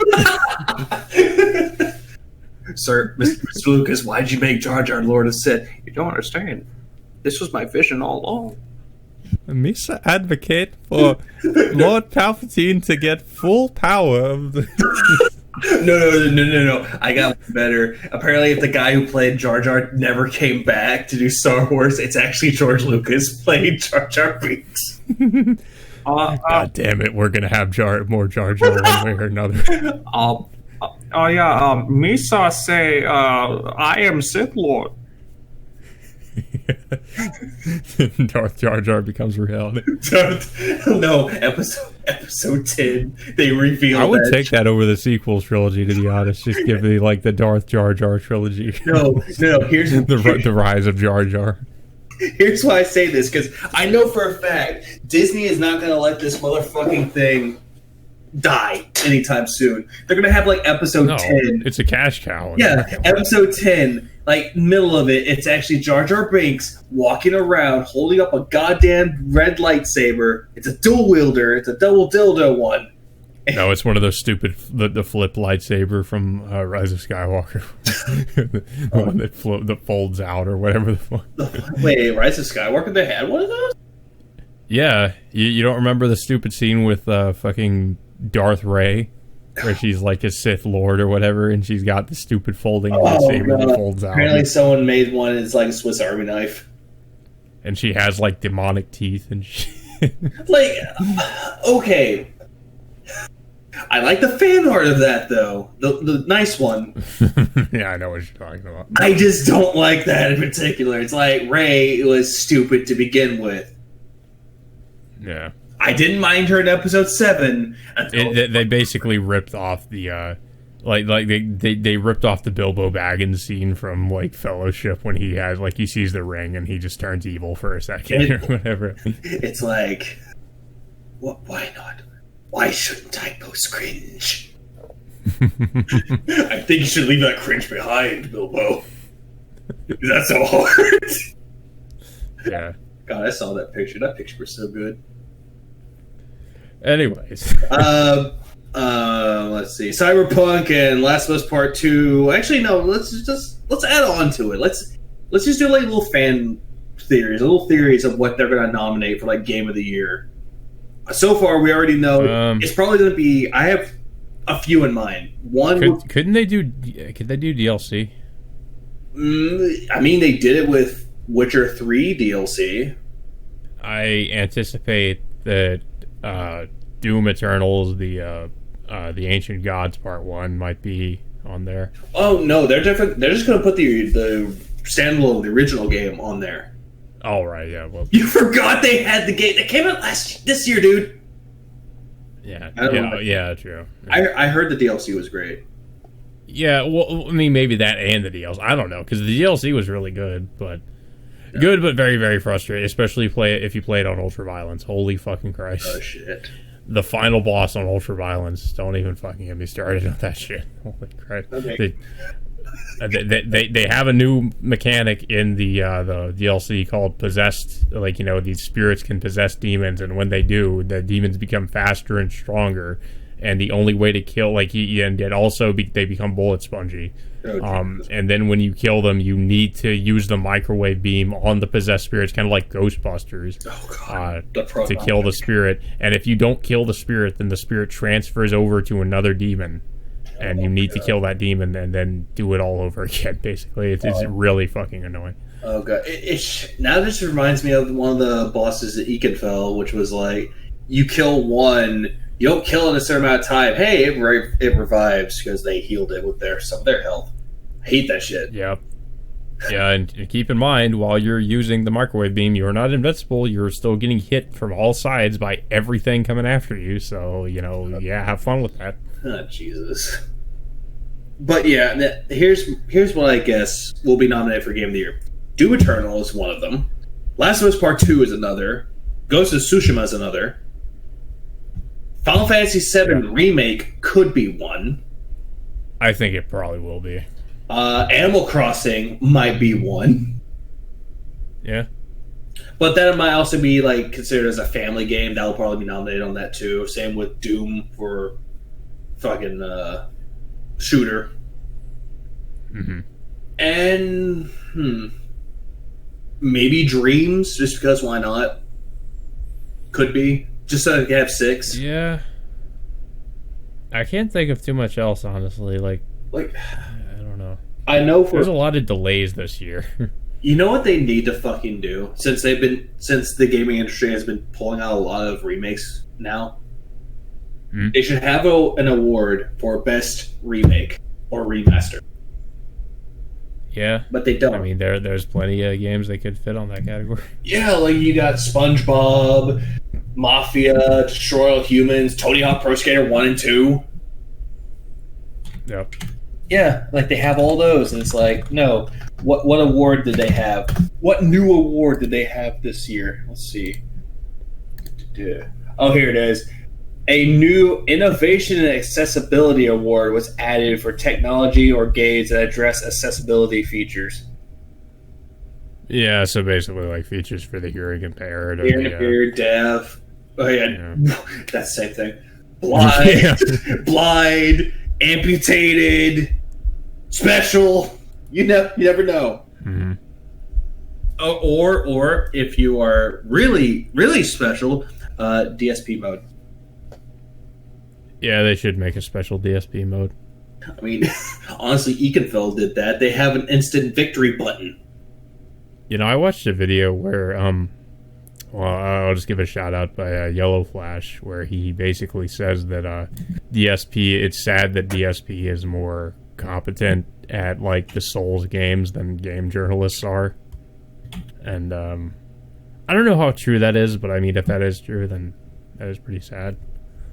Because I think because his point was that DSP at least like beats the Souls games, where like game journals just don't even bother, or they just never even beat the Souls games.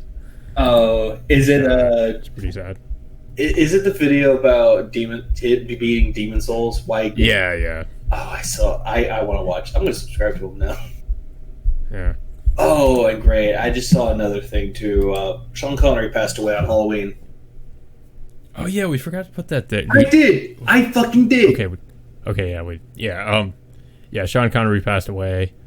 Apparently, the last movie he was in was The League of Extraordinary Gentlemen, which I don't think I've seen that actually.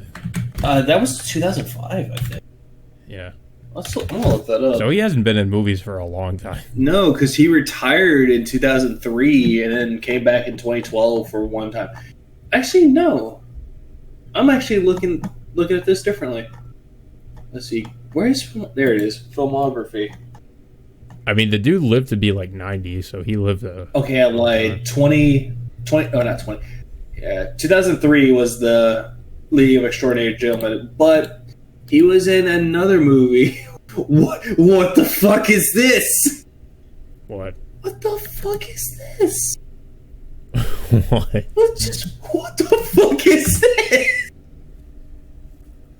Oh. Wait, Sir Billy and Sean Connery. Is that Wings? What? Who is it? It's Alan Cumming, Patrick Doyle. Okay. Oh, good lord. This movie, the negative reaction to the film was widely reported in the British press. Variety magazine called it woefully anemic, criticizing its simplistic story and non-sequitur style, pointed out in-joke referencing to Connery's past role as James Bond. Mirthless, rudimentary, ignominious. Yeah, this movie killed Sean Connery's career. Yeah. But his last one was a documentary called Ever to Excel. Well, let's remember Sean Connery for the good things he did, which was, of course, James Bond, as everybody would know, and he's pretty much, I would agree, he's the best James Bond. Let's not also forget he was Indiana Jones' dad. Indiana Jones. Oh, he did the narration of a documentary, which was actually not bad. I might want to check that out. He was also in Highlander, which is a great movie. And he was in the really weird sequel, Highlander 2, The Quickening. The Erecting. The Erecting. The Erecting, yeah. He was also in... The Quickening is such a stupid name. He was also in a movie called The Rock. It had... with Nick Cage. Nicolas Cage and Ed Harris, yep. He was in it. Only winners fucked the wrong way. Wait, Just Cause? What the Oh, nope. That's not what I thought it was. I don't think it's related to the video game. No, he was also in Hunt for Red October. Mm-hmm. Yeah, Hunt for Red October, the film based on the Tom Clancy book. Yeah. And apparently... Yeah, the one about the submarine. Yep, a good movie, too. I actually want to watch that now. I've seen parts of it. They will never make a video game of it. Wait, was he also in a video game? Yes, he actually was. He was in He was in the James Bond video game. Yeah, the From Russia with Love. Well, it makes sense because that was his second Bond film. Yeah, that was a good game. That was a really good Bond game. I never played it. I want to now. Oh, you need to. Yeah, it's one of the better, though, probably one of the best Bond games. I think it's one of the few Bond games that's like. Some of the other ones are like first person. I think that might be third person shooter. I think it's a third person shooter. He was also in Dragonheart. Yeah. Which was he voiced Draco, the last remaining dragon. What else? Oh, and it also had fucking what's his name? Professor Lupin from Harry Potter in it. Yeah, Connery's been in a lot of movies. He was also in The Avengers. Wait, he was? Okay. I have to show you this version of Avengers, which is nowhere close to the MCU. Oh. Okay. I was about to say, I'm like, what? Which Sean Connery plays the main antagonist. And it was a terrible fucking movie. I mean, just looking at the poster, it doesn't look too good. Yeah, it was based off of a TV spy series in Britain or London, UK, whatever. Yeah, this is not the Avengers you're thinking of. No, this isn't the one with America's ass in it. No. Jesus. Yeah, but Sean Connery, may he rest in peace. Yeah. I'll have to try to rewatch the Bond movies sometime soon because it's been a long time since I've seen like the older movies. I actually have all the Bond movies right here, so I'm already. I need to get the complete set because I actually don't have that. I need the one that actually has like Spectre in it. Yeah, I need to get that one too. I don't have any of the Craig movies. I don't have the Craig movies. The last Craig movie I saw, I think, was Skyfall. That was that's actually the one in here. Yeah. Let's see. I'm gonna look that up for you real quick. Oh, what? Oh, yeah, yep. Here we go. Here we go. You might not get the one that looks like it comes in the book, but yeah, I know which one you're talking about. It's white and it's fucking $80. Yeah, it's actually a reasonable price considering how many movies you're getting. Yep. Oh, what? Because you're getting a fuck ton of movies with that, I think. What the fuck? What? Yeah, okay, you want to know how much? Because I bought. Is this the Blu-ray or DVD? The one with the okay, so the 50th anniversary one or whatever it was called, it was like that's the original, and that's like got marked up in price. Yeah, $300 for the Blu-ray. Yeah, which I bought, and it's not even. I mean, it's a nicer looking set, but it doesn't have as many movies in there as the newer version. Yeah, because the newer version actually has Spectre in it. Yeah. While this one has, I believe, 23 movies. Yeah. Oh no, 22 movies actually. So it's not as up to date. Yeah, because that one has. So. Yeah, like I said, that one has 22 movies. Wow, this one has 24. Yep, 24 Bond films. Also, so what's your favorite Craig Bond movie? Because mine, I would have to say it's either between like Skyfall or Casino Royale. Well, since I didn't see Skyfall, I would say Casino Royale was the better Craig one. Yeah, but this is. I don't know what's going to happen with fucking No Time to Die at this point. That movie just seems to be in like production hell. Like I don't know what's going on with. So they pulled a Cyberpunk and delayed it. they've been like indefinite. They've been delaying that movie for a while. Like I don't know what's going on with it now. Like I don't know if they're actually going to release it or if they're not going to release it. I have no idea. Or it's probably going to be like, hey, you want to watch this movie? Well, it's on Hulu for $50 if you want to watch it. I don't know if they're going to do that because I know like the production company is like, you know, they're desperately like saying like we need to make our money back because apparently they put so much money into the production of that movie. But I don't know if they will, you know, like considering the situation right now, like if they release in theaters, I don't know how much money that is going to make. Even if they put it on streaming, I just don't know if it's going to make its money back. $250 million down the drain. Holy shit. Yeah, I know. And it has Kerry Joey Fukunaga in it. Yeah, he. I think he wrote it. Did he direct it too, or is he? He's the director, wrote the screenplay and the story. Yeah, Kerry Fukunaga. Like, I actually really like his work.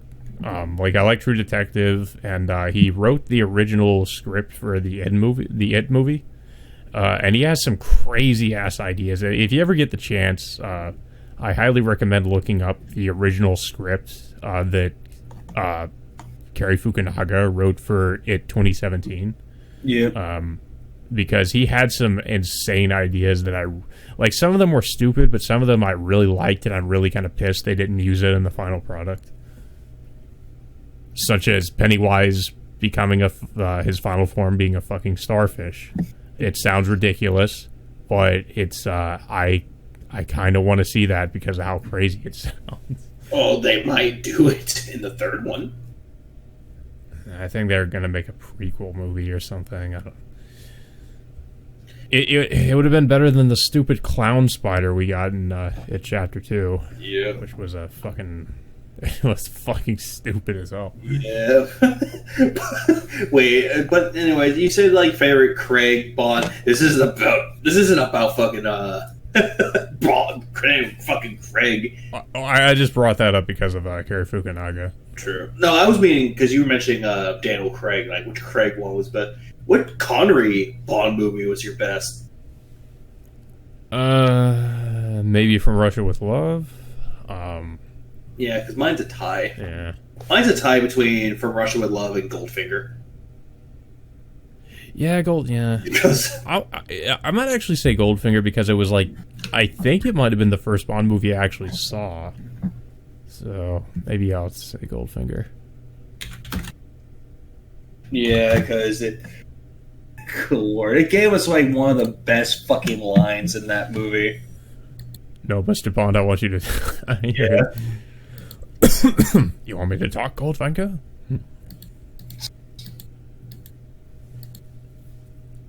Yeah, Goldfinger was great. Yeah. GoldenEye was really good too, but I know that's Pierce Brosnan. Yeah, that's Pierce Brosnan. Oh no, what about that one guy on Her Majesty's Secret Service? I keep forgetting that dude's name. Like George Hemblington? He was only on for like one movie, and it was just that one. Her Majesty's Secret Service. Oh, George Lazenby. Why the hell did I say Hemblington? Hemblington? Hemblington? I didn't know his fucking name. Lazenby. I knew it was like something that ends up with that E. Yeah. But yeah, rest in peace, Sean Connery. Check. Yep. Now we need to talk on a serious note. We need to be really fucking serious about this. There you go. Because we follow this story a lot, and this story is actually pure fucking bullshit. Which was, in quotes, Johnny Depp losing his libel case in London. Oh. While the judge sympathizes with the quote-unquote victim by saying, "Oh, poor Amber Heard. Amber Heard's the victim."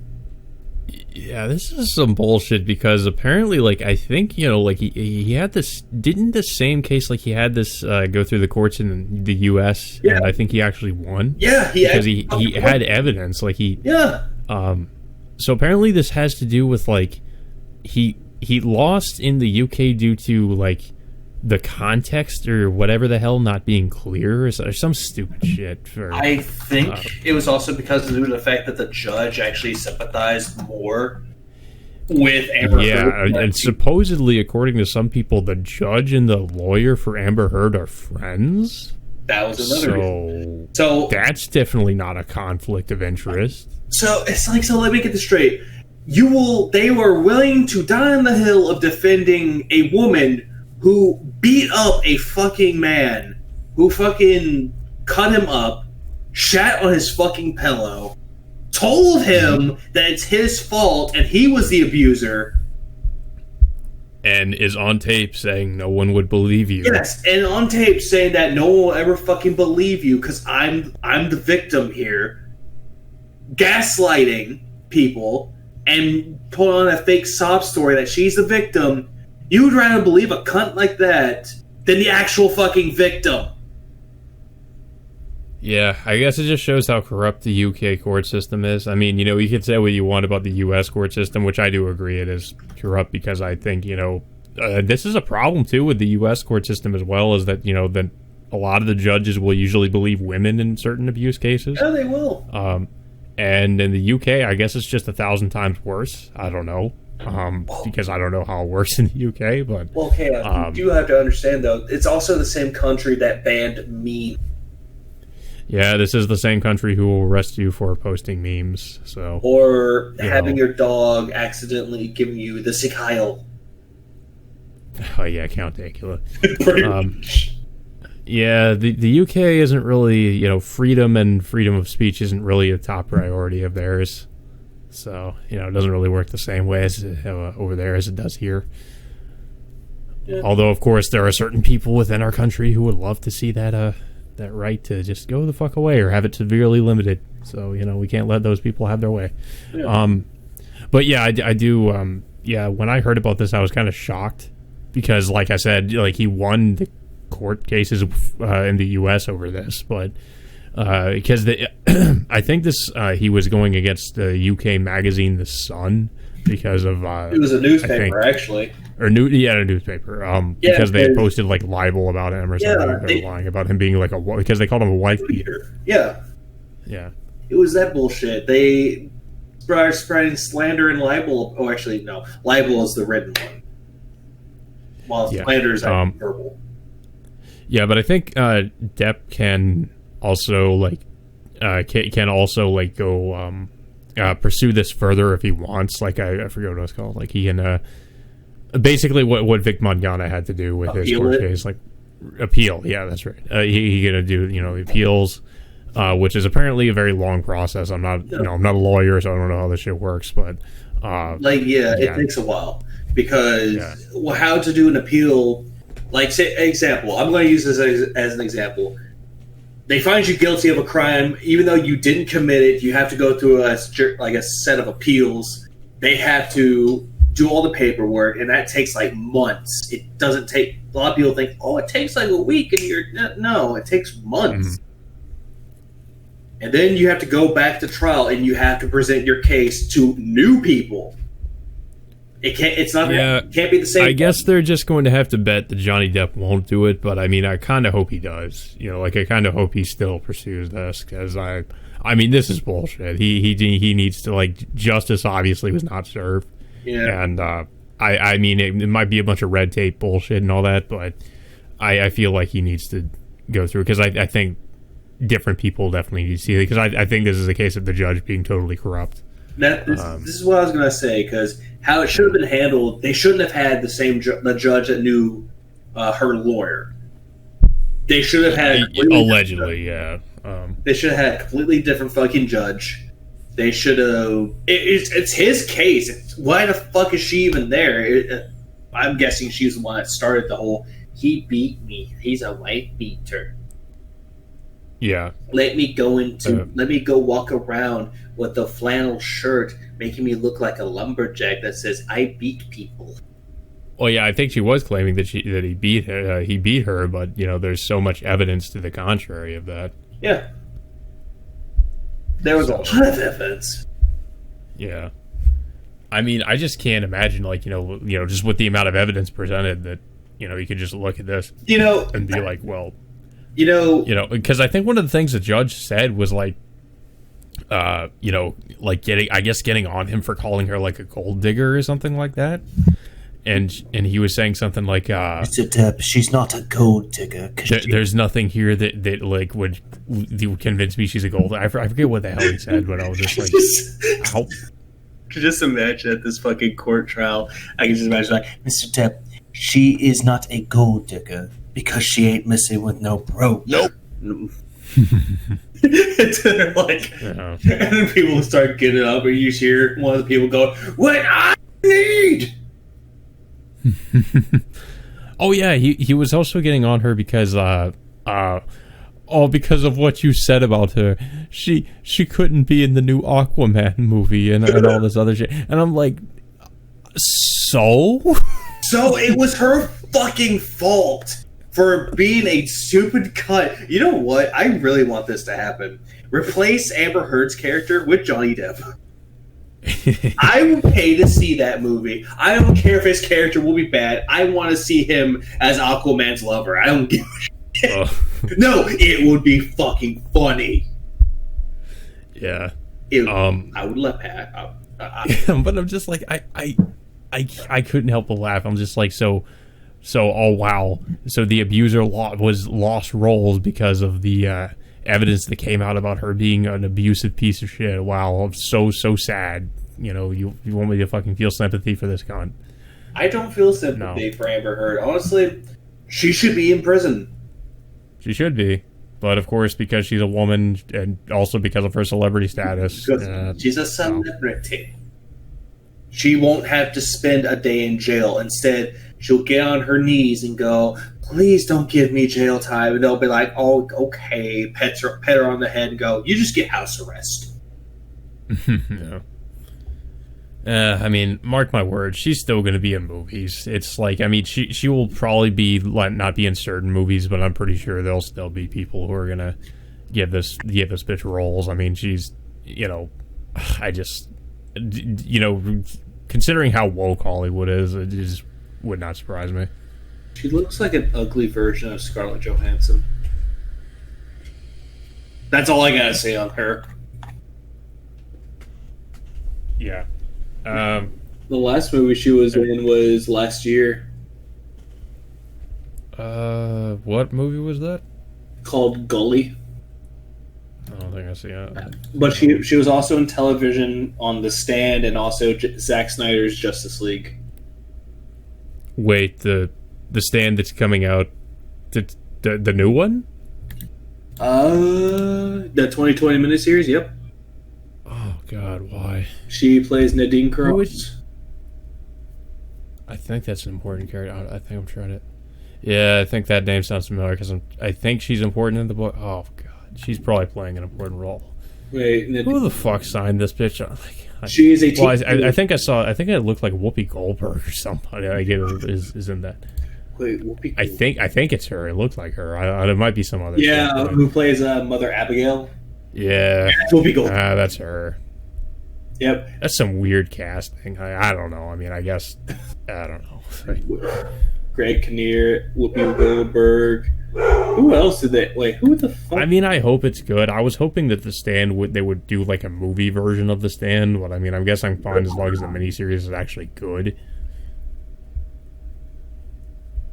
The original miniseries is okay, but it has a lot of problems. Like, it's not a good adaptation, in my opinion. Oh, The Flash is also going to be in The Stand too. Ezra Miller. Oh, jeez, what? He's going to be. I'm looking at the cast right now. So, this is some weird casting. They also have Heather Graham in it. Who is Ezra Miller playing? It doesn't say. Oh, maybe he's a minor character. He might be a major character. He might be the villain. Who is playing? Was it Stu? Who's playing Stu? James Marsden. James Marsden. That sounds fun. I'll look up. I'm gonna see.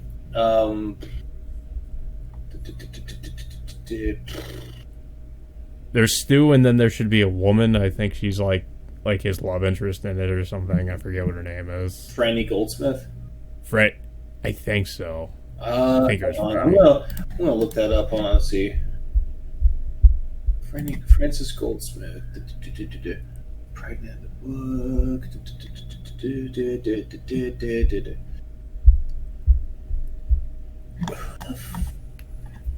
God damn. Just like, who are these people? Yeah, who the fuck?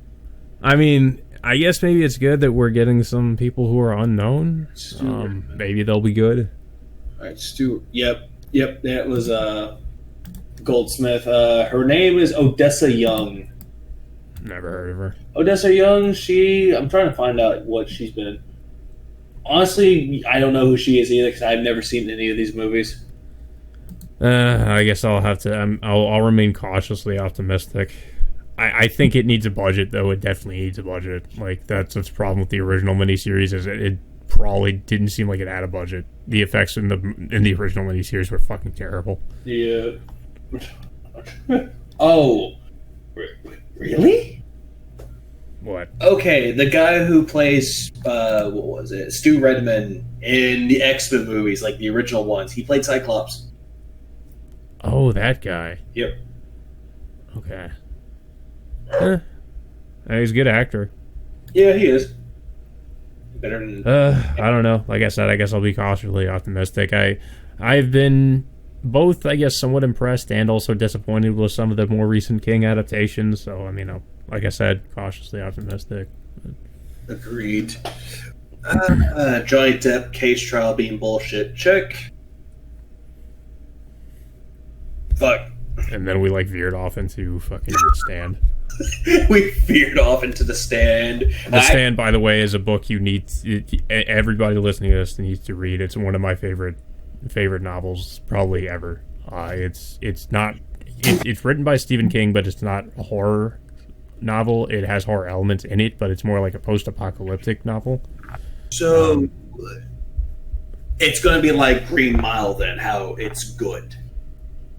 Yeah, and it basically is about the world, like the majority of the world's population dying from like a super flu, and then the survivors are basically like grouped into people who are good and people who are evil, and the evil people go to Las Vegas, Nevada, and are led by Randall Flagg, or the Walking Dude, as he might be referred to, and then the good people are led by Mother Abigail in Boulder, Colorado.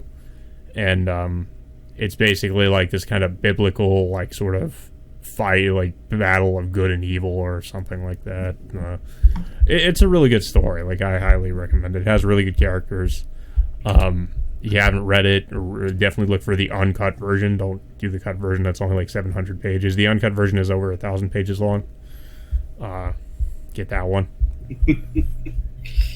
Oh, you know what? I'm gonna tell you something that's fucking hilarious. Stephen King was in Sons of Anarchy. He was? Yes. In one episode, though, he played a cleaner. Who? Yeah, King has some weird cameos. Yeah, like, I'm looking at them, like, because I was like watching. He cameos in a lot of his own adaptations. He was in X-Files episode, It Chapter 2 as the shopkeeper. Yeah, he was. Castle Rock. Oh, actually, no. Mr. Mercedes. As a diner patron. He's kind of like Stanley in a way, where he just cameos in like his fucking stuff. Yep, Under the Dome as I think he directed. No, he wrote one of the episodes and also fucking was in it as a diner patron. Stephen King can be really hit or miss as a screenwriter. He's a good writer of novels, but he's not so good as like a director or screenwriter. Wait, there was another? Oh yeah, there was another Stand. Holy fuck. Yeah, the one I was talking about. That's the one from the 90s? 94. Yeah. I'm just like, god damn, this is Pet Cemetery as the minister. Mm-hmm. Jeez, The Shining as nothing. I love. Yeah, that's fucking hilarious. They put The Shining in Carrie, but I don't think he had a. Did he have a cameo? No, he had no cameos in Carrie and Shining. Yeah, I mean, I wouldn't think so. Except for the 3-episode miniseries. Of course, yeah, because he Love that. he was involved in the production of it. Oh, he fucking loved that one. The miniseries was ass. Like the fucking Shining miniseries. Don't watch it; it's terrible. Oh, I know. It is more faithful to the book, but it's just not a good It's just not good. It doesn't have the budget, and it's just a shitty made for TV miniseries. It's just watch the Kubrick version. Even though the Kubrick version is not as good as it's not a faithful adaptation. Like it leaves a lot of stuff out, but it's Kubrick basically just did his own thing with it, which it ended up working in a way. Like it was still good for what it was. It just wasn't like a really faithful adaptation to the source material. Yeah, I agree. Like I've seen some bad adaptations of shit, but Kubrick's The Shining, I'm not gonna lie, I don't care for it. Really? I don't. Okay, here's my thing. I don't hate the movie. I think it's overrated, in my opinion, because people praise that movie so fucking much, and then you got Full Metal Jacket, great movie, overrated too because they keep fucking quoting it. It's mostly just the stuff with Sergeant Hartman. Everything else they just kind of mostly, except the only other thing I remember is Sergeant Hartman, and then just Me Love You Long Time. Oh, me so horny. Me love Me you so long horny, me time. love you long time. And then Two Live Crew made a song about that. Yeah. And then what was it? You had A Clockwork Orange, which honestly I think that's one of his better movies. I agree. And What then- about 2001: A Space Odyssey? Classic. Yeah. Weird, but classic. It's mostly like the latter half of the movie, like near the end, where it gets really fucking, really trippy. Oh yeah, like Space Baby. Yeah. Oh yeah, and then you have what other movies did he fucking make? Doctor Strangelove. Never seen that one. That's one of the older movies he did. I'm trying to find his. There it is. Filmography of Stanley Kubrick. Eyes Sewn Shut was another one too, or Eyes Wide Shut. You mean Eyes Wide Shut? Yeah, that was another one. I heard that one was actually not bad. I actually haven't seen it. I've heard good things about it though. Oh, but remember AI? I've heard of it. I haven't seen it. The fucking movie. It was supposed to be Stanley Kubrick's magnum opus, but he ended up dying. Yeah. Kubrick was one of the best. Honestly, I would have to say probably one of the best directors we've had. I agree. He's come up with, like, I don't think he's really made a bad movie as far as I know. He hadn't made a bad movie. Let's see. Barry Lyndon. At least not that I know of. I'm trying to look at Barry Lyndon. Nope, he actually made a decent movie. Oh, well, you could say AI, honestly. It wasn't... He didn't direct it, but Yeah. it was weird. It was fucking weird. Have you seen it? Yeah, I remember seeing it when I was a kid, and it was very fucking weird. Essentially, What's it about? it's the story about an android child. A child android wants to be human, and later on, he wants to be human though. But he was with a family; they disowned him because he malfunctioned, and he's trying to find his family again. Yeah, I mean, doesn't sound like a bad premise at least. Oh no, you don't care how it ends, right? No, I mean, I don't really care.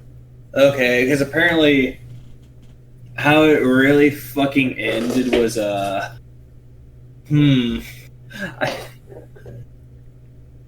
apparently, good lord, I'm trying to remember this too.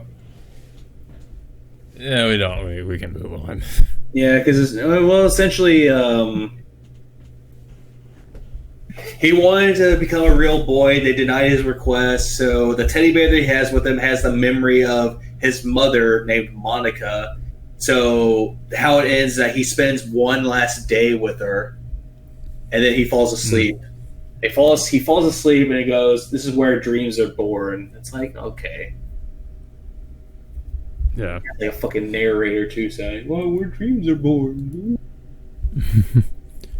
Where dreams are born when Sora was an android. Ooh. Who's the narrator in this fucking movie? Yeah. Anyways, I think we can probably move on to the recurring segment. I think. Well, it has it doesn't tell me who narrated it, so fuck it, I don't care. Yeah. Let's move on to the recurring segment. Random bullshit. Which is, well, we already kind of went through the random bullshit. That's this whole fucking podcast today. Yeah. So what have we liked so far this week? Which has just begun. Until like a few things ago. I will say two things. I like Suda 51 for releasing No More Heroes 1 and 2 for Switch. Mm-hmm. So I want to buy that man a beer. Yeah, Suda 51 is a pretty good developer. I like him so far, but I also hate him at the same time because where's No More Heroes 3? It's coming eventually. Much like Cyberpunk. That's coming next month. Shut up. Next month comes. Delay till next year. Fuck. Yeah. It sends out the Cyberpunk message with the yellow background or whatever. It's just... Oof. And yeah. I think another thing I liked was I didn't know that Seether made a new album. Yeah, I haven't really kept up with Seether. Civis, Passim, Parabellum, or if you want peace, prepare for war. If you don't speak Latin. Honestly, it's not bad. I like their newest album a lot fucking better than their last album. Mm-hmm. But it's not as good as Isolate and Medicate, but it's on par. Yeah. Because, you gotta fake it. There we go. Oh yeah, wasn't that them? Yeah, Fake It. Fake It was a good song. I like that song. Overplayed though. Yeah, it is. I remember it being played so many times on the radio. That or Broken with Amy Lee. Yeah. Jesus. Honestly, I'm gonna say this. Honestly, I preferred Remedy as one of their overplayed songs. I like that one more. It's more catchy. That one was good. I liked it better than Fake It. Fake It was stupid. Yeah, and then they did a cover of Never Gonna Dance Again, or what was it? Careless Whisper. Careless Whisper, that's what it was called. Wait, they did? Yeah. You didn't know that? Yeah, they did. Yeah. Cover. Yeah, oh yeah, they did for that same album too. In the same album where Metacritic gave it a 39 out of 100. Yeah, it's a different take on the song. It's it's definitely the Seether take on the song, I guess you would say. Yep. And then they did. If you remember, I remember the original being a little bit kind of upbeat sounding. This one's a lot more the opposite of that. I still liked. Good Lord, I'm trying to think of it. Like a lot of songs that they played or had that was actually good, mostly came from Isolate and Medicaid, which was like Same Damn Life. It's You at the Bottom. Yeah. But then came their newest album, which I would recommend: Bruised and Bloodied and Dangerous. Good. Yeah, good songs. Like I said, haven't really kept up with them. Yeah, it's like the same thing with Static X. You hadn't caught around with them, and then you listen to them, and you're like, huh, it's the same. I mean, at least they didn't change their sound too much. And then you realize that the guy who's the lead vocalist and creator of Dope actually worked with them. Yeah, I didn't know that. Static X. Anyways, I guess I'll make it to what I like this week. Good. So I finally got around to finishing the visual novel Umaneku. As you can see, my avatar is based on of Beatrice, the Golden Witch from Umaneku. I started Umaneku When They Cry years ago. I think even before I started, maybe around the same time or before I started my YouTube channel. I don't know. It's been a while since I started reading it. Umaneku is a long fucking visual novel, but it's definitely worth reading, in my opinion. It's a mix of horror, mystery, and fantasy elements, kind of all in one. And it's a really good read. Has really good, memorable characters, but it does definitely get really crazy. And I would recommend looking up some explanations as to what is going on, because you will definitely need them. But basically, for those of you who don't know, Umaneku is by the madman known as Ryukishi7, who is also responsible for Higurashi When They Cry, who you might be more familiar with. He also made Umaneku, which is basically technically in the same universe, but takes place like 3 years after Higurashi.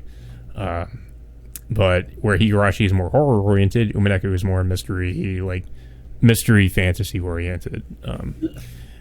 But yeah, I basically just finished it, and I was debating whether I should like reread the whole thing or if I should just do the final episode. I just decided to do the final episode and get caught up on what I forgot about. And yeah, like I just finished it last night, and it's one of those endings that just like you get two endings, and there's only one canon ending that's at least considered canon, and I went with that one. But it doesn't really matter. It's like the ending was really good, and it's basically, I would say, it's really goddamn emotional. Like it really hits you like a fucking freight train once you're done with it, because of I would say it's kind of depressing, but it's more of a bittersweet sort of ending. I won't spoil anything. I'll just say that it's a very bittersweet ending. Like, and especially when you've read for so long and you just get connected to these characters, like you feel, you just feel bad for them. Like, you know, just for the shit that they went through. And I mean, they do end up in a better place in the end, I would say. Like they get what they wanted essentially, but it's some bad stuff happened too, so it's I can't say too much without spoiling, but it's just like, you know, so it's like it's sad but happy at the same time.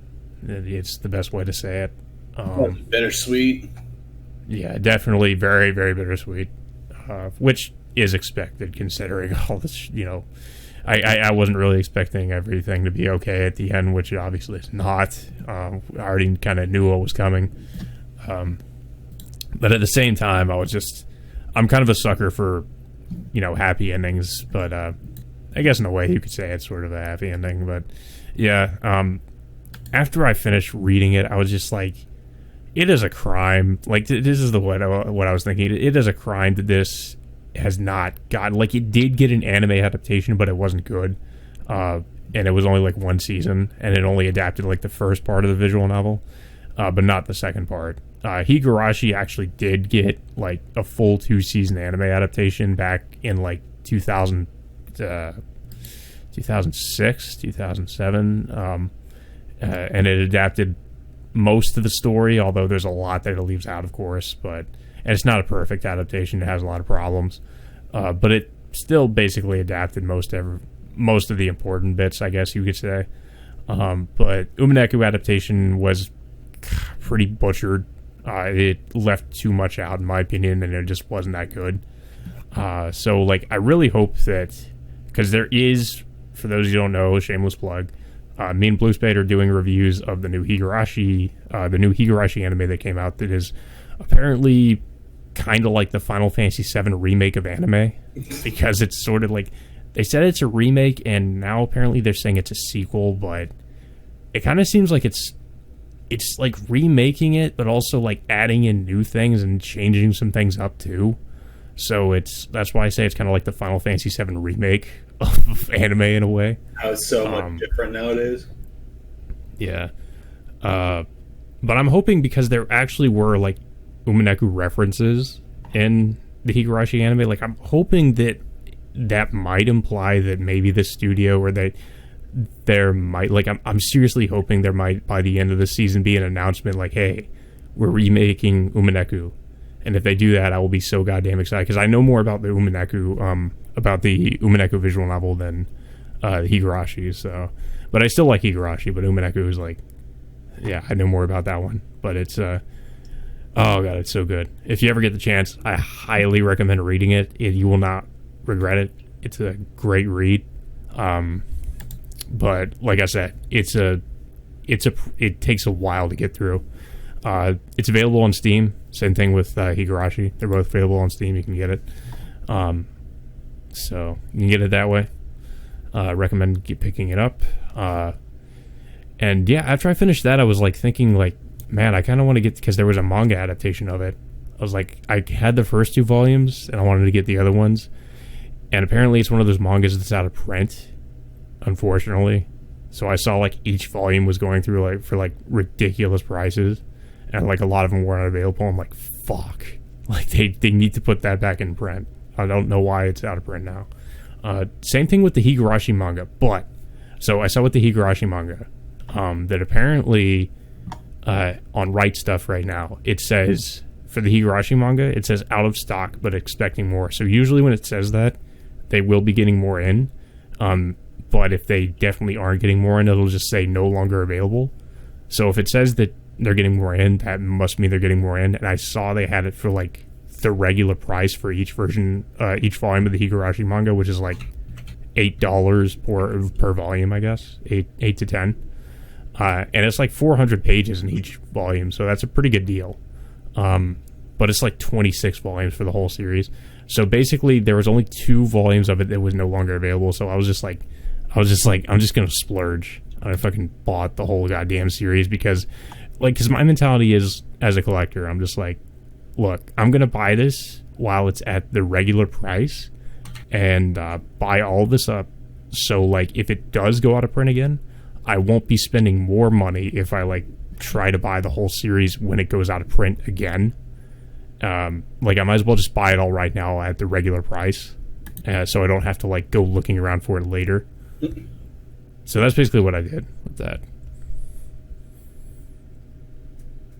But anyways, I know Levy has no fucking idea what I'm talking about. I don't, because I don't. I know what Higurashi is. I know what that is, but not really. It's basically it's just a horror anime. A horror anime that, well, there's a lot more to it than that, but yeah, like just watch the original series. Like, I would recommend the best starting point is just watch the original anime. Makes sense. Also, I know I'm kind of late on this, but remember when I said something about Square Enix showing up Bravely Default 2? And how it listens? Like, great, that sounds great. Am I going to get Dragon Quest 11S as an update because I already have that for PS4? No. I still need to play Dragon Quest 11. I would just say, whenever the special or definitive edition comes out, get that one. Because you could play it on 2D mode or 3D. It has a lot more content. But no, I said that because Dragon Quest 11, I actually have both versions of it for Switch and PS4, and apparently they won't upgrade the PS4 version. You have to buy it. Game of the Year? Do the Game of the Year version? Or it's a definitive edition. No, you can't. Definitive. Yeah, not Game of the Year. You have to buy it again. Well, that's bullshit. It's fucking bullshit. Yeah, I do hate when companies do that. Some companies don't do that. Like with Sekiro, for example, they are at least like upgrading you for free to the Game of the Year version if you already have it. I know, it's bullshit. Yeah. Well, I was saying, for example, like, Sekiro FromSoft is just giving you the Game of the Year version of it for free. Oh yeah, that's good though. That's a good thing. Instead of like what Square Enix is doing, they're like, no, we got to have money. We got to have money. You got to have money. It's like, Square Enix, when would you ever learn? I don't know if they will. Square Enix, you okay?